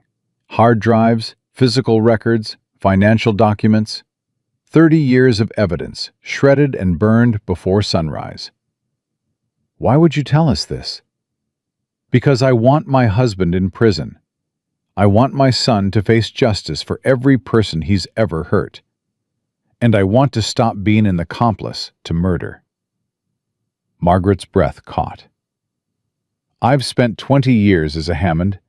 I know where every body is buried, literally and figuratively. Help me, and I'll give you everything. Offshore accounts, falsified records, payments to every official who looked the other way. Everything. Sophia looked at Marcus. His face was unreadable. The face of a man running calculations that most people's brains weren't built to handle. We need to think about this, he said. You have 4 hours. After that, the evidence is ash, and my husband walks free for the rest of his life. Your choice, Commander. The line went dead. Silence filled the car like water filling the sinking ship. What do you think? Sophia asked.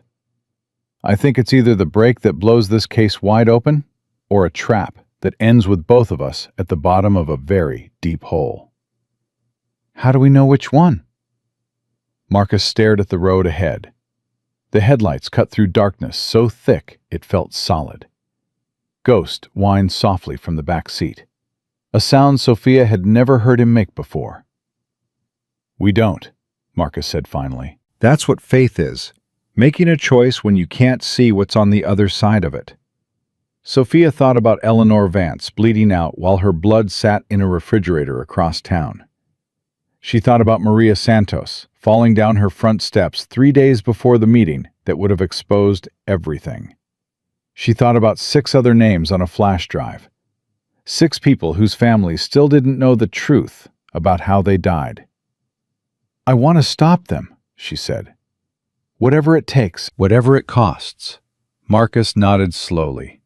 Something shifted in his eyes. Respect, maybe. Or recognition. The look of a soldier who has just watched a civilian choose the battlefield instead of the exit. Then we go back, tonight, and we finish this. He pulled the car to the shoulder, checked his mirrors, checked his phone, made one call that lasted 11 seconds and consisted of 4 words Sophia couldn't hear. Then he turned the car around. Behind them, the last light of sunset bled out of the sky. Ahead, the city waited, lit up like a circuit board, full of people who had no idea that the hospital they trusted with their lives was run by a man who traded those lives for money. Somewhere in that city, Robert Hammond was preparing to destroy the evidence of 30 years of fraud and murder. He didn't know his wife had betrayed him. He didn't know a Navy SEAL and a 25-year-old doctor were coming back. He didn't know that a German shepherd with a tan and black coat was riding in the back seat of a sedan, heading straight for him. 75 pounds of justice that couldn't be bought, couldn't be threatened, and couldn't be stopped. And he didn't know that the empire he had built on silence and blood and buried bodies was about to meet the one force it was never designed to withstand. The truth, spoken by people who were no longer afraid to die for it. They parked 3 blocks from Mercy General as darkness swallowed the city whole. Marcus checked his watch. 9:47 p.m. According to Margaret Hammond, her husband would begin destroying evidence at 10, when the administrative wing emptied and the night shift settled into routines that didn't include checking on the director's office. 13 minutes. Remember the plan, Marcus said quietly. Service entrance on the east side. Patricia left it unlocked. We go straight to the administrative wing, 3rd floor. We document everything we can. Phones, photos, anything that proves what he's doing. Then we get out before anyone knows we were inside. And if something goes wrong? Ghost alerts. We adapt. He turned to her. The dashboard light caught his face. Hard angles, calm eyes, the absolute stillness of a man who had done this kind of thing so many times, his heartbeat didn't even bother to rise. "You don't have to do this. I can go alone." "No." Sophia's voice was firm. Her hands weren't. "Those patients deserve someone who took an oath to protect life standing in that room when the evidence comes out. I need to see this through." Marcus held her gaze for 3 seconds. Then he nodded, a single short nod that carried more respect than 1,000 words. "Stay behind me. Do exactly what I say, exactly when I say it. If I tell you to run, you run. No hesitation, no arguments, no looking back. Understood? One more thing." He reached into the back seat and scratched Ghost behind the ears. The dog's eyes opened, instantly alert, instantly focused, instantly operational. If Ghost reacts to something, freeze. Don't move, don't speak, don't breathe loud. Trust him. He saved my life more times than I've saved his, and he's never been wrong. They moved through the darkness. Ghost patted at Marcus's heel without making a sound. 75 pounds of German Shepherd moving like smoke over concrete. Sophia tried to match their silence, and mostly failed. But Marcus didn't slow down. The service entrance was exactly where Patricia had described. A maintenance store on the east side, hidden from the parking lot, hidden from cameras, hidden from the kind of casual observation that kept hospitals running and secrets buried. Marcus tested the handle. It turned. "God bless Patricia," he murmured. Inside, the corridor was empty. Emergency lighting threw long shadows that moved when they moved and stopped when they stopped. Their footsteps echoed despite every effort at silence, and Sophia had the irrational thought that the building itself was listening. "Administrative wing is 2 floors up," she whispered. "Stairs are faster." They climbed quickly. Ghost's ears rotated constantly, processing sounds that human ears weren't built to detect. Conversations through walls, footsteps 3 corridors away, the hum of machines that shouldn't be running at this hour. At the 2nd floor landing, Ghost stopped. His entire body went rigid. Not tense, rigid. Like a circuit that had been switched from standby to combat in a fraction of a second. Marcus raised a fist. They froze. Voices, muffled, coming from above. 2 people, Marcus breathed. Maybe 3. They're early. What do we do? We move faster. They continued up, slower now, every step placed with surgical precision. At the 3rd floor door, Marcus pressed his ear against the metal, listened, processed, calculated. "Hammond's office, down the hall and to the right. They're already inside." "Can we wait them out?" "No. Every second they're in there, evidence is being destroyed. Documents that prove 7 people were murdered. We wait, and those documents become confetti." Marcus looked at Ghost, made a hand signal Sophia didn't recognize. Something fast, something practiced, something that had probably been used in buildings a lot more dangerous than this one. Ghost's posture changed. Low, coiled, ready. "Stay behind me, no matter what." Marcus opened the door. The administrative corridor stretched ahead of them, dark except for the glow spilling from Hammond's corner office. Voices carried clearly now. Robert Hammond's measured, controlled baritone. Derek's higher pitch, agitated, moving around the room. And the 3rd voice Sophia didn't recognize. Deeper, rougher. The voice of someone being paid to follow orders without asking questions. They moved along the wall, 15 feet from the office door. 10. 5.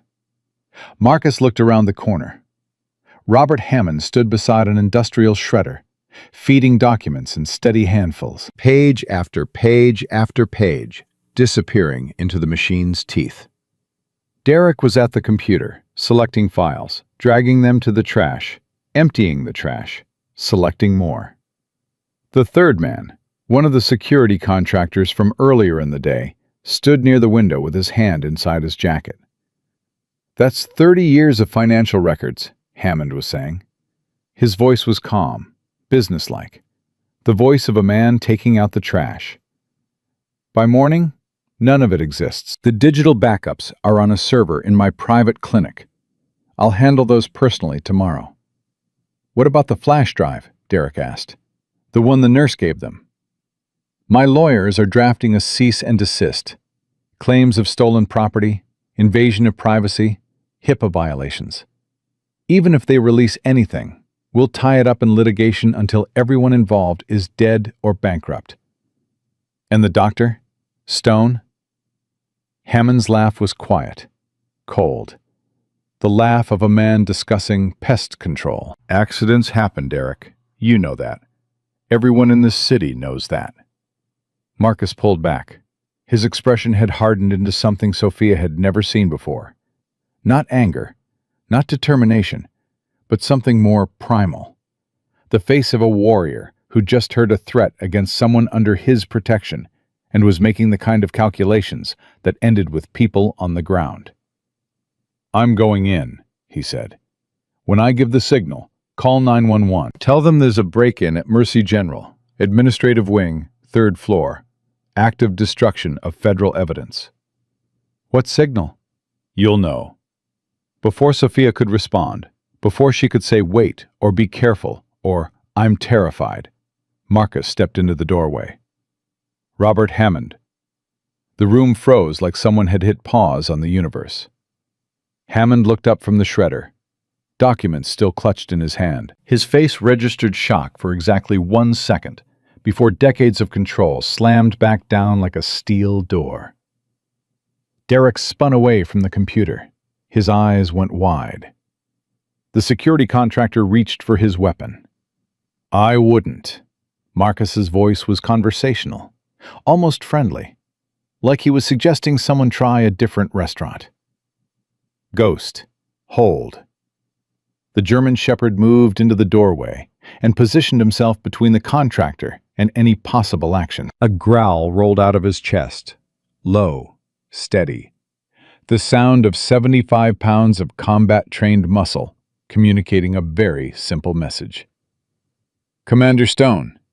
Hammond set the documents down on his desk with the careful precision of a man determined to maintain control of a situation that had just detonated in his face. "You're trespassing on hospital property.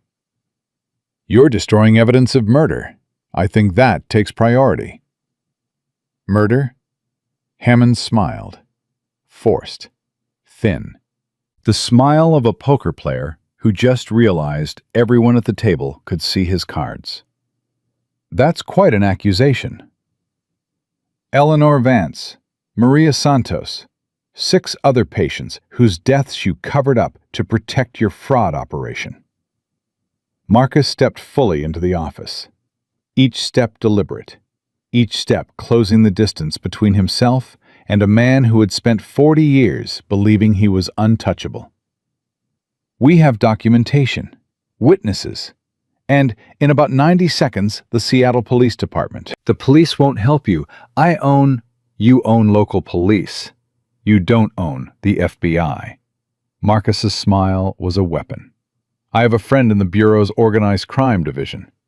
Turns out, stealing tens of millions from federal healthcare programs generates a lot of federal interest." "Who knew?" Hammond's face drained of color. 40 years of power. 40 years of control. 40 years of making people afraid. And in that moment, Robert Hammond looked like exactly what he was. An old man standing in a room full of shredded evidence with nowhere to run. Derek lunged. It was stupid. It was predictable. And it was the worst decision Derek Hammond had made since he'd walked into an emergency room and slapped a doctor in front of a Navy SEAL. Marcus moved with the fluid precision of 12 years of combat training. He sidestepped Derek's rush like a matador stepping past a bull, redirected the momentum with one hand on Derek's shoulder and one on his wrist, and put him face first into the wall, with a sound that made Sophia wince. Derek crumpled. Blood poured from his nose. He gasped, tried to push himself up, and couldn't. The security contractor yanked his weapon free. "Ghost, engage!" 75 pounds of German Shepherd hit the contractor before the gun could find a target. The weapon clattered across the floor and skidded under Hammond's desk. The man screamed, a high, animal sound, as Ghost's jaws locked onto his forearm with the controlled precision of a surgical instrument. "Hold," Marcus commanded. Ghost didn't release, didn't bite deeper, just held the man pinned against the wall with his arm in the dog's mouth and absolute terror in his eyes, making it perfectly, unmistakably clear what would happen if he moved a single muscle. Marcus turned to Hammond. "Sit down." "You can't," I said, "sit down." Something in Marcus's voice, something that came from a place deeper than training, deeper than discipline, something that came from a man who had watched two friends die in a helicopter crash because someone was too proud to tell the truth, made Robert Hammond obey. He sank into his leather chair like a man whose bones had stopped working. "You don't understand what you're doing," Hammond said. His voice was shaking now. The control was cracking. "I've spent 40 years building this institution. Mercy General saves thousands of lives every year. Yes, there were irregularities. Decisions that in hindsight— Irregularities? Sophia stepped into the office. She couldn't stay silent. Not for this. Not standing 3 feet from a man who had traded human lives for profit. "You killed patients. Real people. Eleanor Vance had grandchildren." Maria Santos was going to church when someone pushed her down her own steps. "And you call that irregularities?" Eleanor Vance was 72 years old. Her prognosis was excellent. She went in for a hip replacement. She should have gone home in 4 days. Sophia's voice broke, and she didn't care. "I became a doctor to save lives. You turned this hospital into a slaughterhouse, and you have the nerve to stand there and talk about the greater good?" Hammond stared at her, and for one moment, one single flashing moment, Sophia saw something move behind those cold, calculating eyes. Shame. Or its ghost. The faintest memory of the man Robert Hammond might have been before he decided that money was worth more than blood. Then it disappeared, replaced by the flat, survival-mode calculation of a cornered predator. "Whatever my wife told you, whatever evidence she gave you, it won't matter. My lawyers will have us suppressed by morning. By next week, you'll both be facing charges for breaking and entering, trespassing, assault, conspiracy. Your career will end, Dr. Chen. Your freedom will end. Both of you will— It's not going to work this time, Robert." A new voice, from the doorway. Familiar, but unexpected. Margaret Hammond stepped into the office. 60 years old, silver hair perfectly in place, clothes that cost more than most people's monthly rent. She carried herself with the dignity of a woman who had made the hardest decision of her life and was no longer afraid of the consequences. "Margaret?" Hammond stood. For the first time all night, for the first time Sophia had ever witnessed, genuine shock broke through Robert Hammond's composure. Raw, unprocessed, human shock. "What are you doing here?" "Finishing what should have been finished 20 years ago." She moved to stand beside Sophia. Beside, not behind. The positioning was deliberate, and everyone in the room understood what it meant. "I've given Commander Stone everything, Robert. The offshore accounts in the Caymans, the falsified Medicare records, the payments to county officials, the emails you thought you'd deleted." Margaret's voice trembled, but it didn't break. "Everything. You wouldn't do this. You wouldn't destroy your own family." "You destroyed our family, Robert. I'm just telling the truth about the rubble." Margaret's eyes glistened. "Do you remember when we met? You were 32 years old. You wanted to revolutionize healthcare. You talked about making medicine accessible to everyone, about building something that would outlast us both. I fell in love with that man. Her voice cracked. What happened to him? The world happened. Hammond's voice dropped, not to a whisper, but to something raw, something that sounded almost like grief. You can't change systems with idealism, Margaret. You need power, money, leverage. You needed to be decent. That was all you ever needed. She shook her head slowly. I've watched you become a monster. I've watched our son become a monster in your image. And I told myself for 20 years that it wasn't my fault, that I couldn't stop it, that I was trapped. You were trapped. You still are. No. Margaret straightened. And in that straightening, Sophia saw something she recognized. The same spine she'd found in herself the night before when she'd pulled her wrist free from Derek's grip and said, no. I'm not trapped anymore, because I found people who are willing to do what I couldn't do alone. Derek groaned from the floor, pushed himself up on one arm. Blood streamed from his nose, and his eyes were wild, the eyes of an animal caught in a trap it couldn't understand. Mother, what are you? Be quiet, Derek. Margaret's voice carried a steel that Sophia would have bet her life Derek had never heard from his mother before. For once in your miserable life, be quiet and listen. Sirens, distant but approaching, multiple vehicles. The sound cut through the office like cold water, and Hammond's face went gray. You called the police? The FBI. Marcus glanced at his phone. They've been monitoring the situation for the past 20 minutes, along with the U.S. Attorney's Office, and 2 federal judges who take Medicare fraud very personally. That's inadmissible. Illegal surveillance. You're standing in a room full of shredded federal documents. You were caught on 3 cell phone cameras destroying evidence. Your own wife is willing to testify. Your son just attacked a federal witness, and your hired security pulled a weapon on a military officer. Marcus shrugged. I think admissibility is the least of your problems tonight. The sirens grew louder, closer. Derek scrambled toward the door on his hands and knees.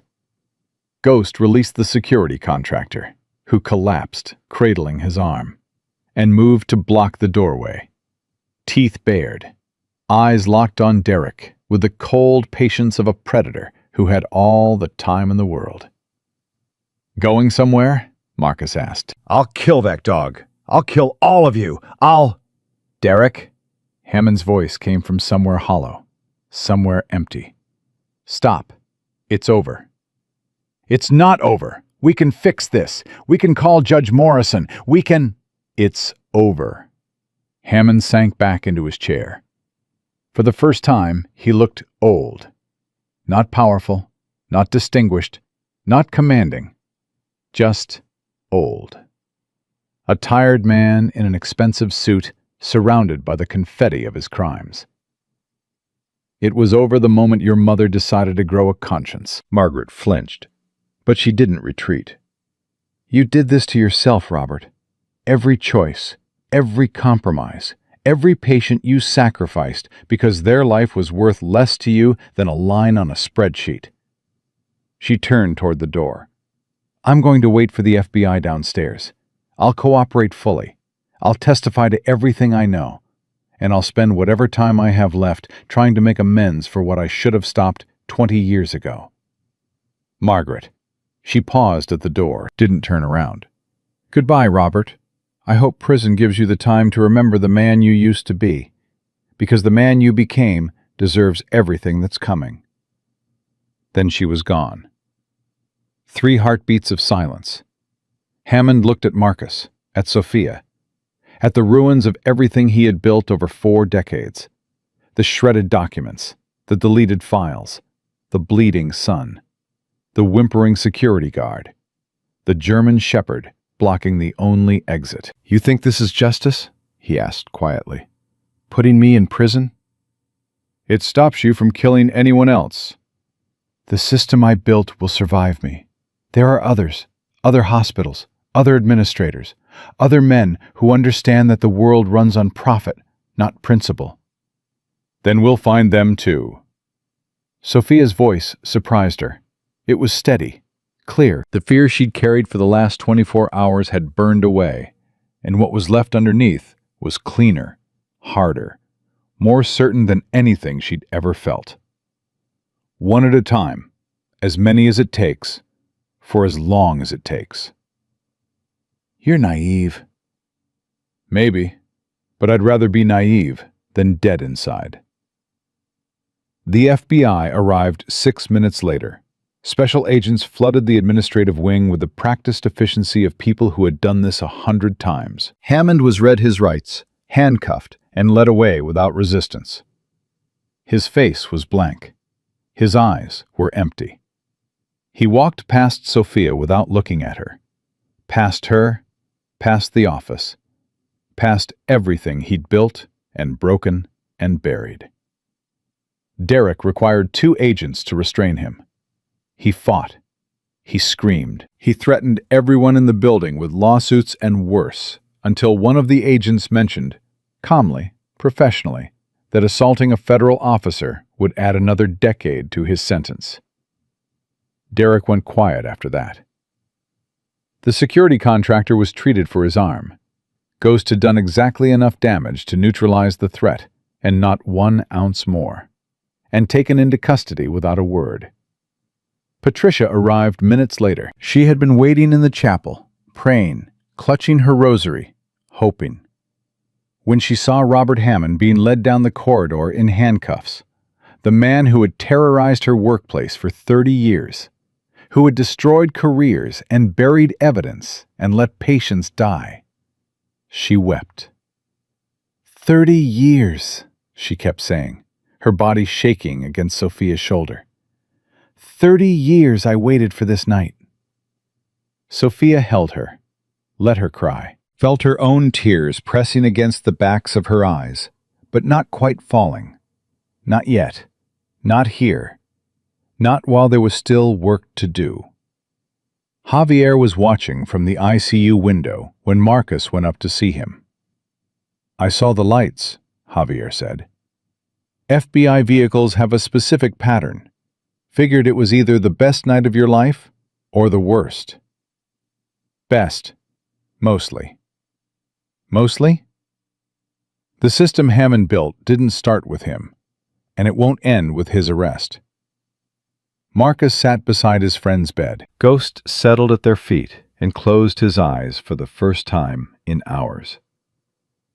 But it's a start. Starts are what matter, brother.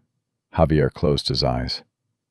Everything else is just follow-through. Sophia found Marcus in the hospital garden at 3 in the morning. He was sitting on a bench, Ghost's head in his lap, staring at nothing. The adrenaline had faded, and what was left behind was exhaustion and something else. A quietness that Sophia didn't quite understand but recognized from her own experience. The stillness that comes after you fought for something and won, and the winning hasn't sunk in yet. Can't sleep? She asked. Never can after operations. Takes a few days for my body to remember it's not in a combat zone. She sat beside him.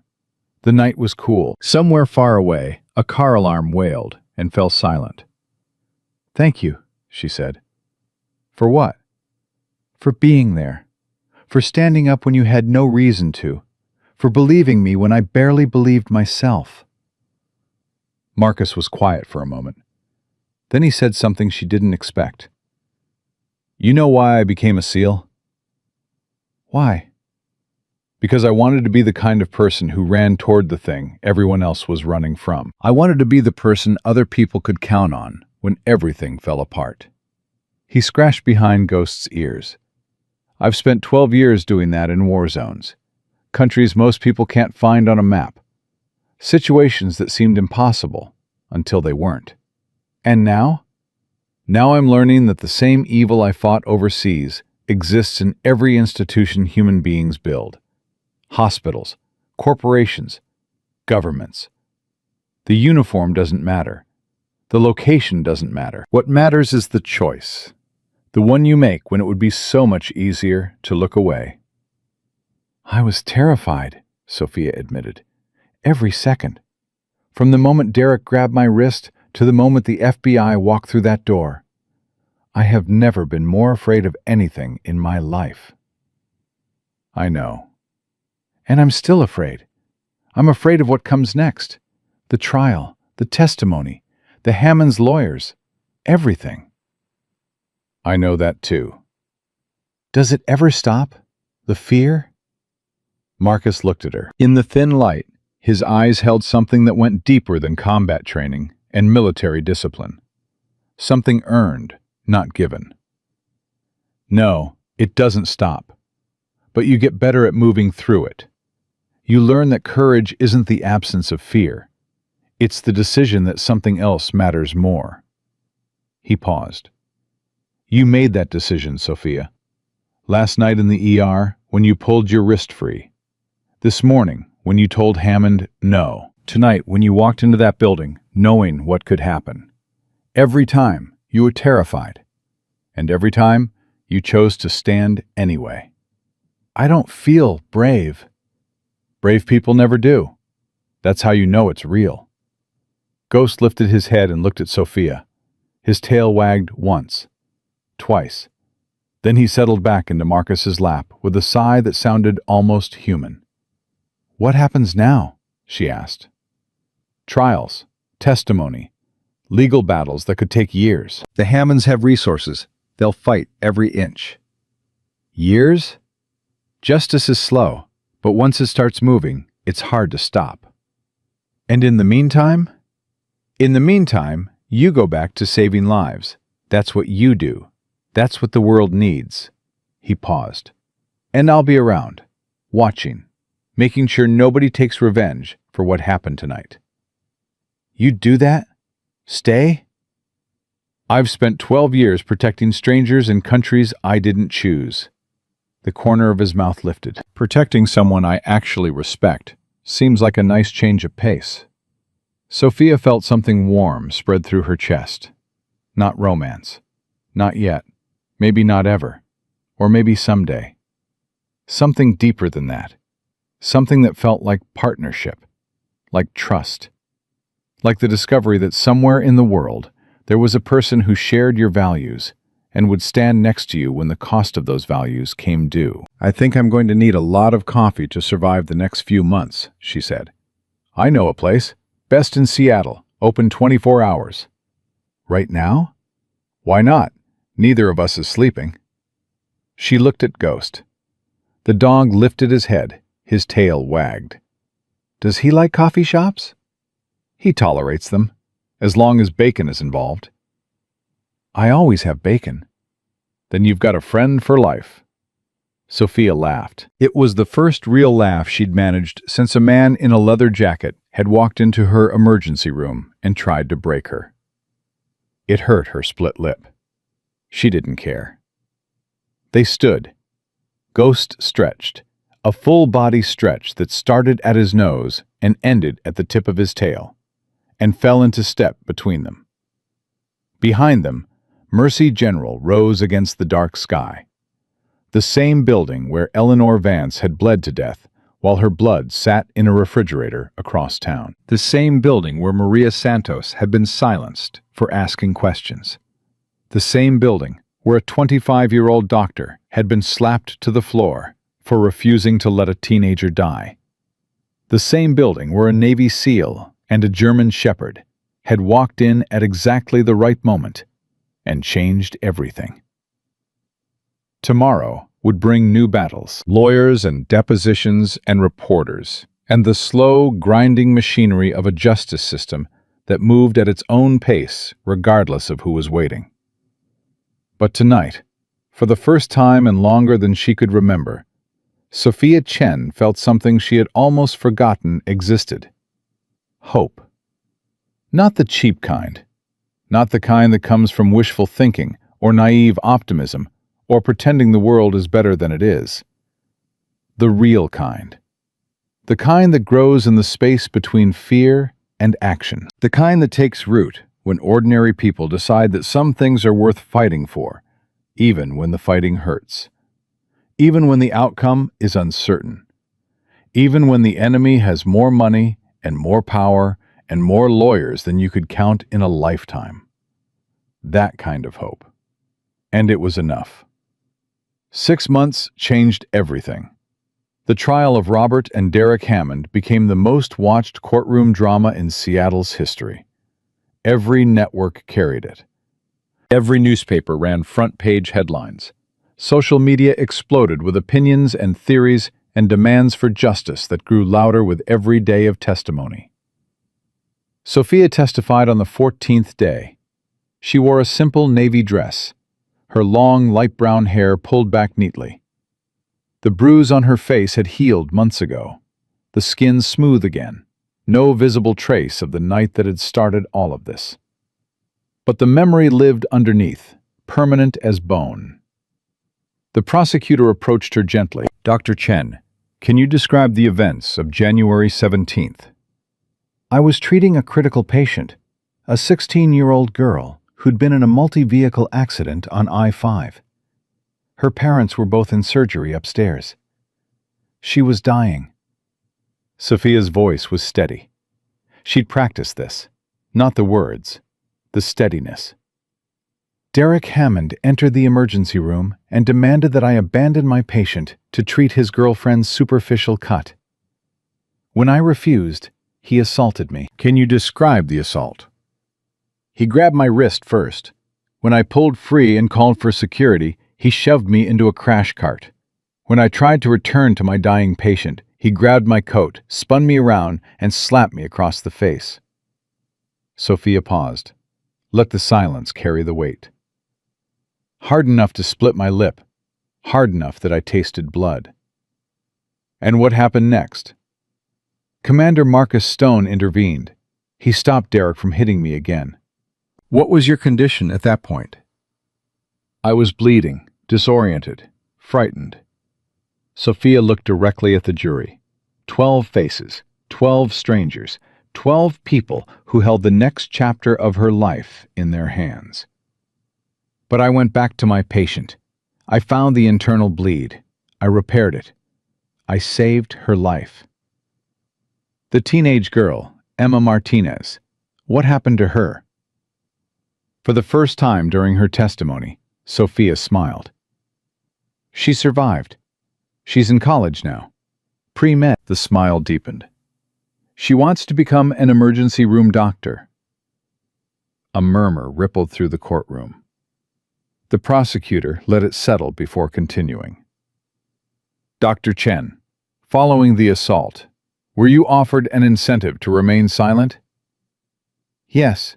Director Hammond offered me a promotion and a letter of commendation in exchange for characterizing the assault as a misunderstanding. He wanted me to agree to no formal complaints, no police involvement, and no public discussion." "And what was your response?" I said no. "Why?" Sophia was quiet for a moment, not because she didn't know the answer. She'd known it since the second she'd pulled her wrist free from Derek's grip. But because the answer mattered too much to rush. Because a woman named Eleanor Vance went into this hospital for a hip replacement and never came home. Because a nurse named Maria Santos was killed for trying to tell the truth. Because 7 patients, 7 human beings with families who loved them, died so that Robert Hammond could steal money he didn't need. Her voice didn't break. She wouldn't let it. I said no because silence is how people like the Hammonds survive. And I decided I would rather lose everything than be one more silent person helping them get away with murder. The defense attorney's cross-examination was brutal. He questioned Sophia's memory, her motivations, her relationship with Marcus. He implied she had provoked Derek, exaggerated the assault, fabricated a vendetta to advance her career. "Isn't it true, Dr. Chen, that you saw an opportunity? A chance to bring down a powerful family and make yourself famous in the process? I saw a patient dying. That's all I saw. And Commander Stone, a man you'd never met, just happened to be there? Just happened to step in? You expect this jury to believe that was coincidence?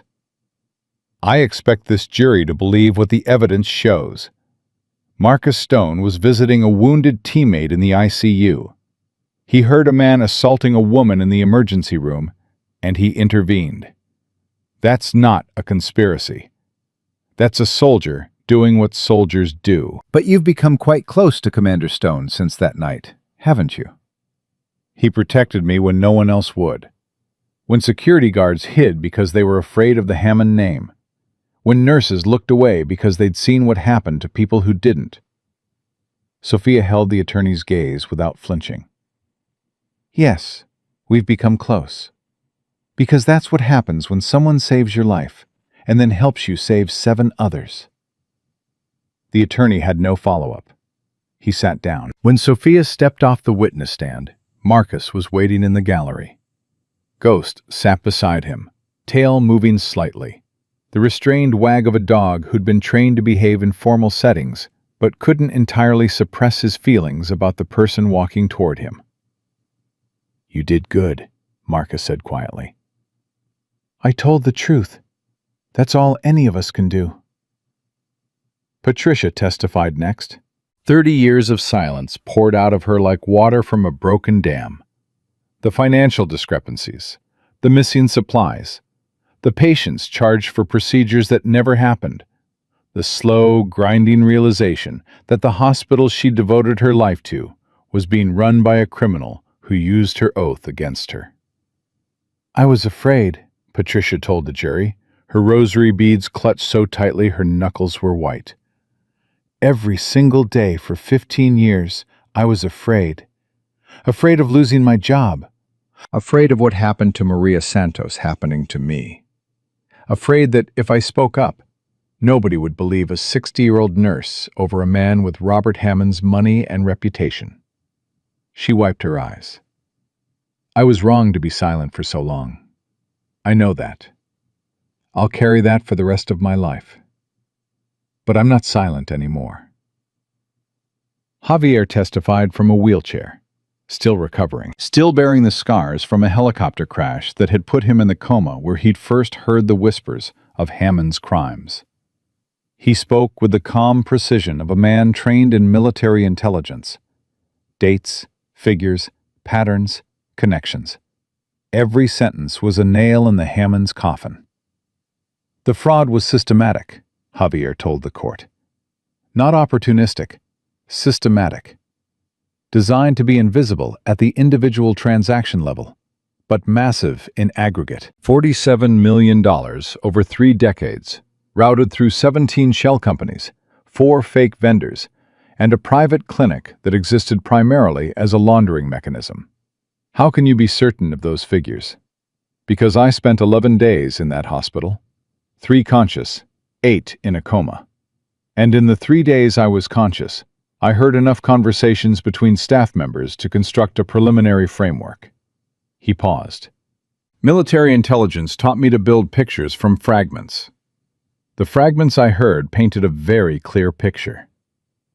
But the testimony that shattered the defense, the moment the entire trial pivoted from probable to certain, came from a source nobody expected.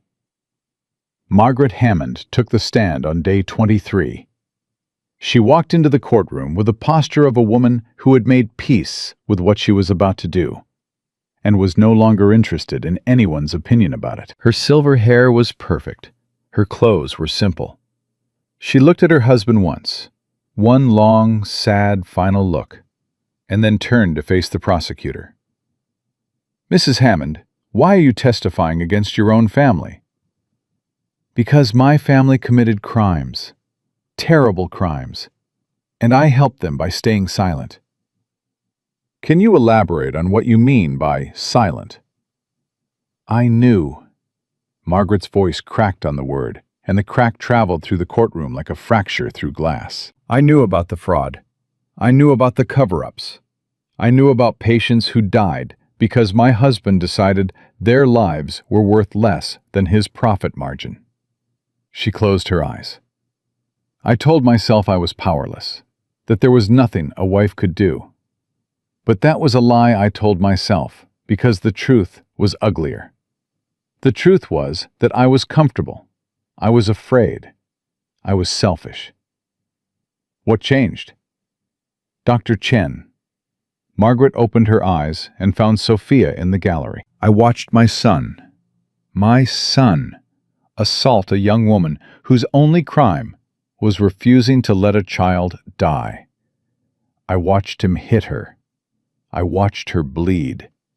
And I watched her get back up and save that girl's life anyway. Margaret's composure broke. Tears ran down her face, without sound, without drama, without performance. Just the honest grief of a woman who had spent 2 decades looking away and had finally forced herself to look. That's when I knew. If I stayed silent one more day, I was no better than Derek, no better than Robert. I was choosing comfort over human life, and that choice was destroying my soul. Mrs. Hammond, can you describe the extent of your husband's fraud? Over 30 years, Robert stole approximately $47 million from Medicare, Medicaid, and private insurance companies. He falsified patient records. He inflated billing codes. He diverted medical supplies to a private clinic he owned. And when the diversion of those supplies led to patient deaths, he covered it up, paid off families, silenced witnesses, destroyed evidence. And the patients who died? Margaret's tears came harder, but her voice held. 8 confirmed deaths. Eleanor Vance, Maria Santos, James Whitfield, Dorothy Kim, Raymond Okafor, Catherine Liu, Thomas Brennan, and a 3-year-old boy named Samuel Reyes, who needed medication that existed on paper but not in the pharmacy because it had already been shipped to Robert's private clinic for resale. The courtroom went silent. Not the silence of respect or attention, but the silence of an entire room full of people confronting something so monstrous that words temporarily lost their purpose. A 3-year-old boy. Sophia felt Marcus's hand close over hers. She hadn't realized she was shaking until his steadiness stopped it. Robert Hammond watched his wife's testimony with an expression that traveled from disbelief to rage to something that Sophia almost could have mistaken for grief. Almost. If she hadn't seen the same face calmly feeding documents into a shredder while discussing how to make people disappear. Derek sat beside his father. The arrogance was gone. Prison had already begun to work on him, not reshaping him into someone better, but stripping away the layers of entitlement and confidence that money had built around him, leaving something smaller and more frightened underneath. The jury deliberated for 6 hours. Guilty, on all counts. Robert Hammond, 45 years in federal prison. No possibility of parole for 20. Derek Hammond, 22 years. Assault, witness intimidation, conspiracy, obstruction of justice. Neither man showed emotion as the sentences were read. Robert stared straight ahead with the empty expression of a man who had already begun the process of ceasing to exist. Derek trembled but said nothing. The loud, violent, entitled man who had walked into an emergency room 8 months ago and slapped a doctor across the face had been reduced to a silent figure in an orange jumpsuit who couldn't meet anyone's eyes. Margaret Hammond wept. Not from sorrow, from relief. The weight of 20 years lifted in the time it took a judge to speak 2 sentences, and Margaret's body responded the only way it knew how. Sophia was waiting outside the courthouse when the verdict was announced. Marcus stood beside her, ghost at his heel.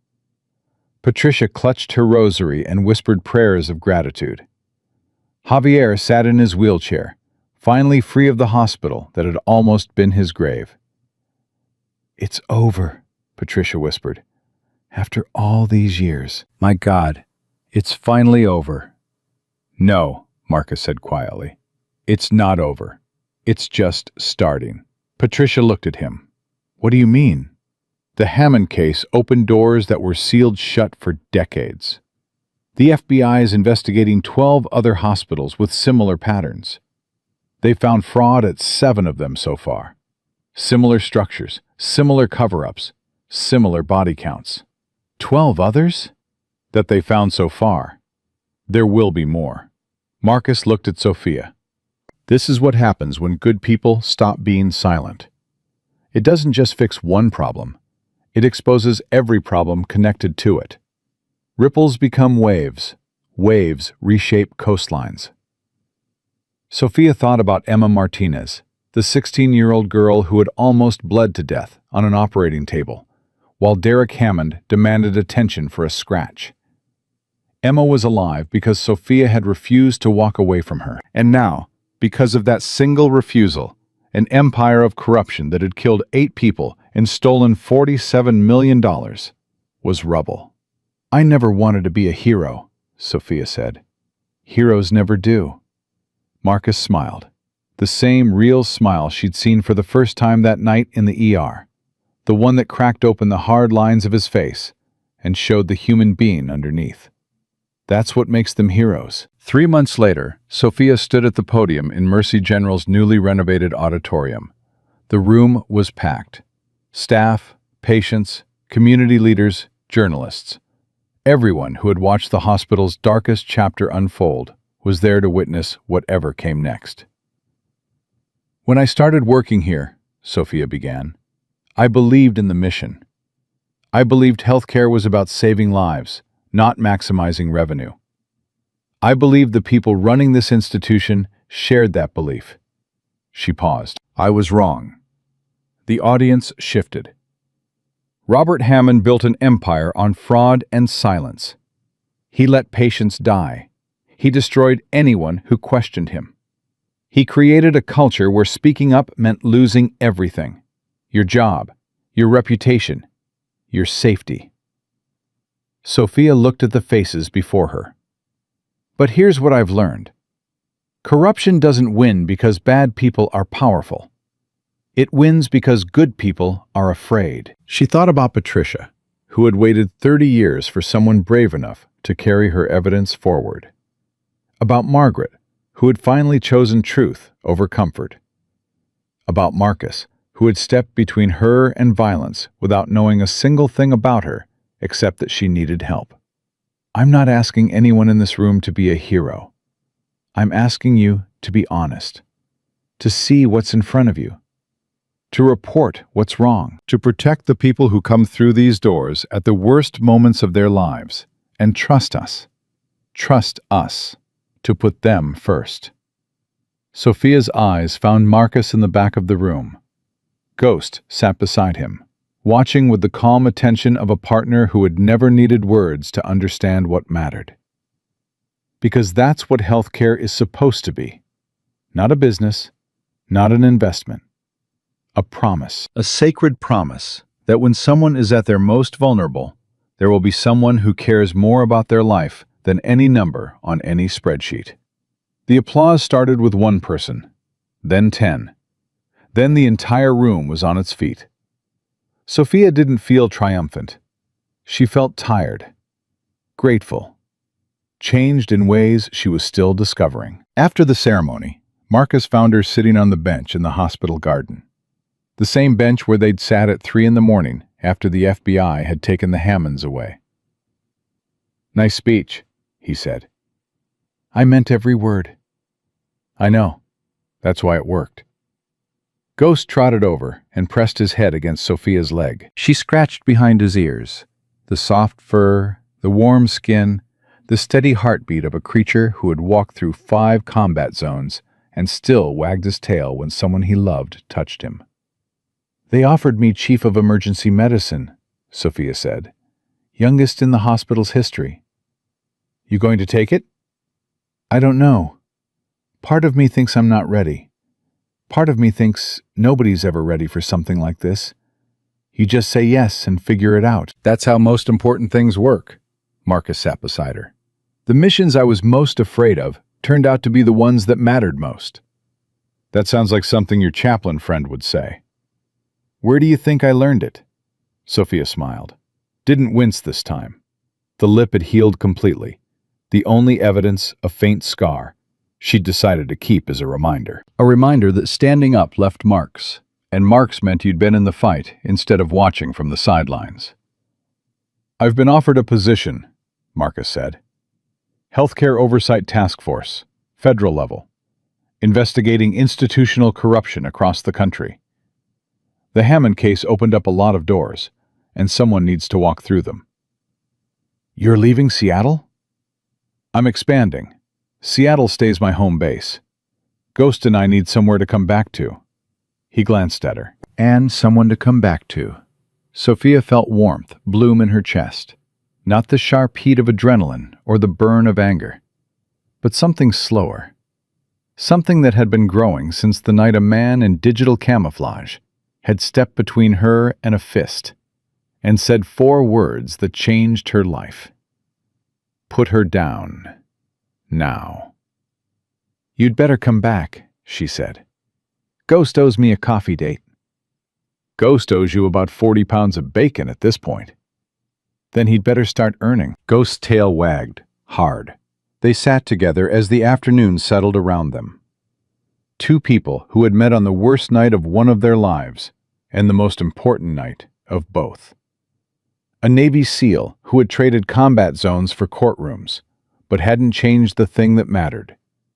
The willingness to stand between the innocent and the people trying to destroy them. A doctor who had learned that the oath she took meant more than saving lives on operating tables. It meant fighting for the system that made saving lives possible. And a German shepherd who had already decided, long before either of them figured it out, that these 2 humans belonged in the same pack. 1 year later, Sophia received the letter. Handwritten, careful penmanship. The return address was a federal correctional facility in Oregon. Dr. Chen, I've had time to think. A year of nothing but time and silence, and the kind of thinking you can't avoid when there's nothing else to do. I want you to know that I understand now what I couldn't understand then. I was wrong. Not just about that night, about everything. About who I was. About what I let myself become. My father raised me to believe that power was the only thing that mattered. That weakness was the only sin. That people existed to be used based on their usefulness and discarded when they weren't. I believed him because it was easy. Because believing him meant I never had to take responsibility for anything. Never had to see the people I hurt as people. But I see them now. In my sleep, in my prayers, in every quiet moment this place gives me, which is all of them. I'm not asking for forgiveness. I don't deserve it. I'm writing because I want you to know that what you did, standing up when I tried to destroy you, it mattered. Not just for you, for me. You held a mirror up to something I've been running from my entire life. I don't know who I'm becoming, but I know who I don't want to be anymore. Derek Hammond. Sophia read the letter 3 times. Then she folded it carefully and placed it in her desk drawer next to a photograph of Emma Martinez in her white coat on the first day of medical school. Next to a rosary Patricia had given her the day the verdict came in. Next to a picture of Ghost wearing a tiny party hat that Marcus had sent her from somewhere she wasn't allowed to know about. She didn't know if Derek's remorse was real. Didn't know if people who had lived like him could truly change. But she knew transformation was possible. She had watched it happen in Margaret, in Patricia, in herself. The human heart was capable of extraordinary darkness, but it was also capable of light that the darkness never expected. Marcus called that evening. "How's Seattle?" "Rainy." Sophia smiled at the sound of his voice. "Always rainy." "How's the task force?" "Busy. We just cracked a hospital chain in Texas, running the same fraud Hammond did. 18 facilities. Estimated $60 million in stolen federal funds. How many patients were hurt? We're still counting. His voice was heavy. It never ends, Sophia. But you keep going. What else is there? A pause. How's Emma? Top of her class, already talking about specializing in emergency medicine. She visits me every month.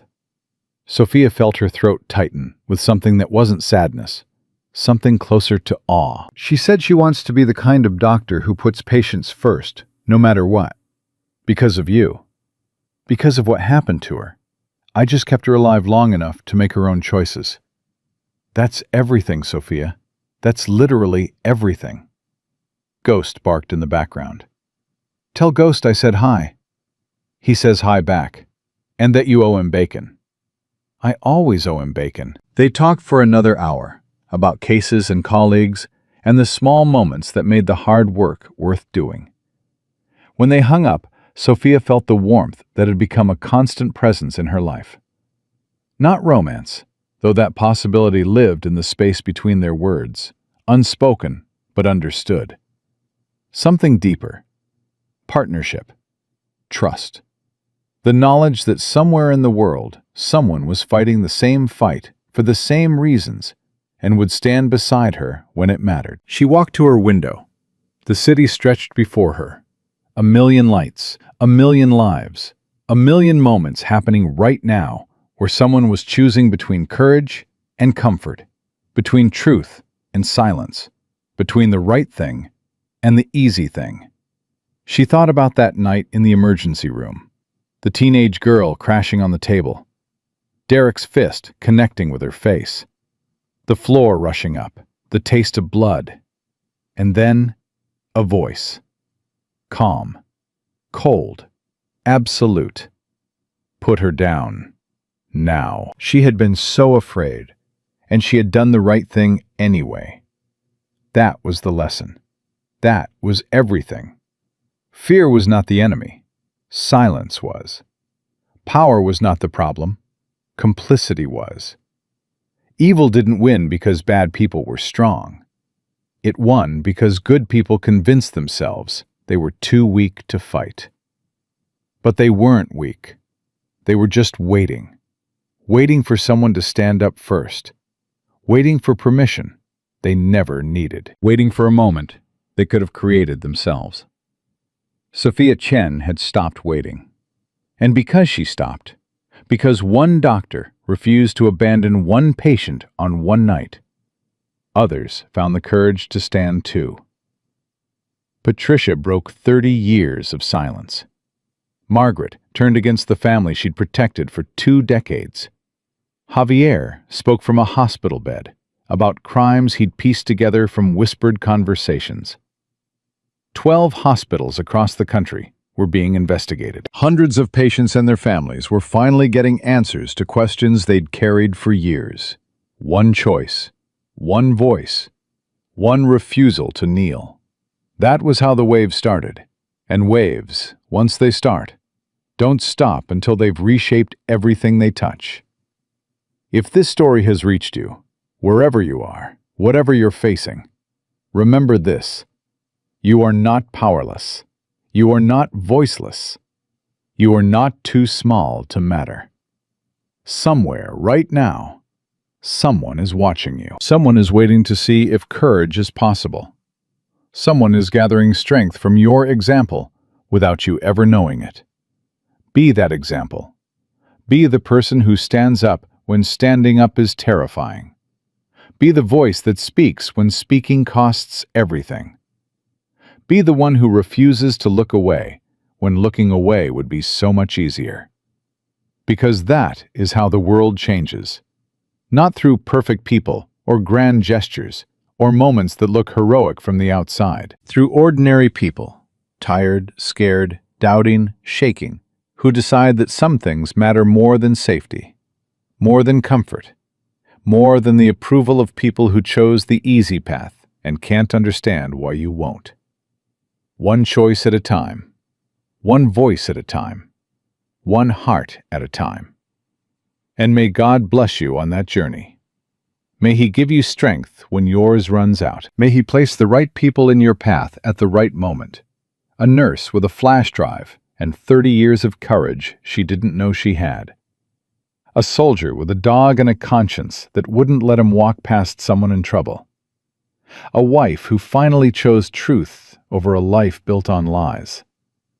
And may He remind you, in your darkest and most frightened moment, of the things Sophia Chen learned on the worst night of her life. Courage is not the absence of fear. Courage is being terrified and standing up anyway. Now drop your city in the comments. Tell us your pet's name. Share this story with someone who needs to hear it tonight. And remember, sometimes the person you've been waiting for, the one brave enough to go first, the one who starts the wave that changes everything, is you. It was always you.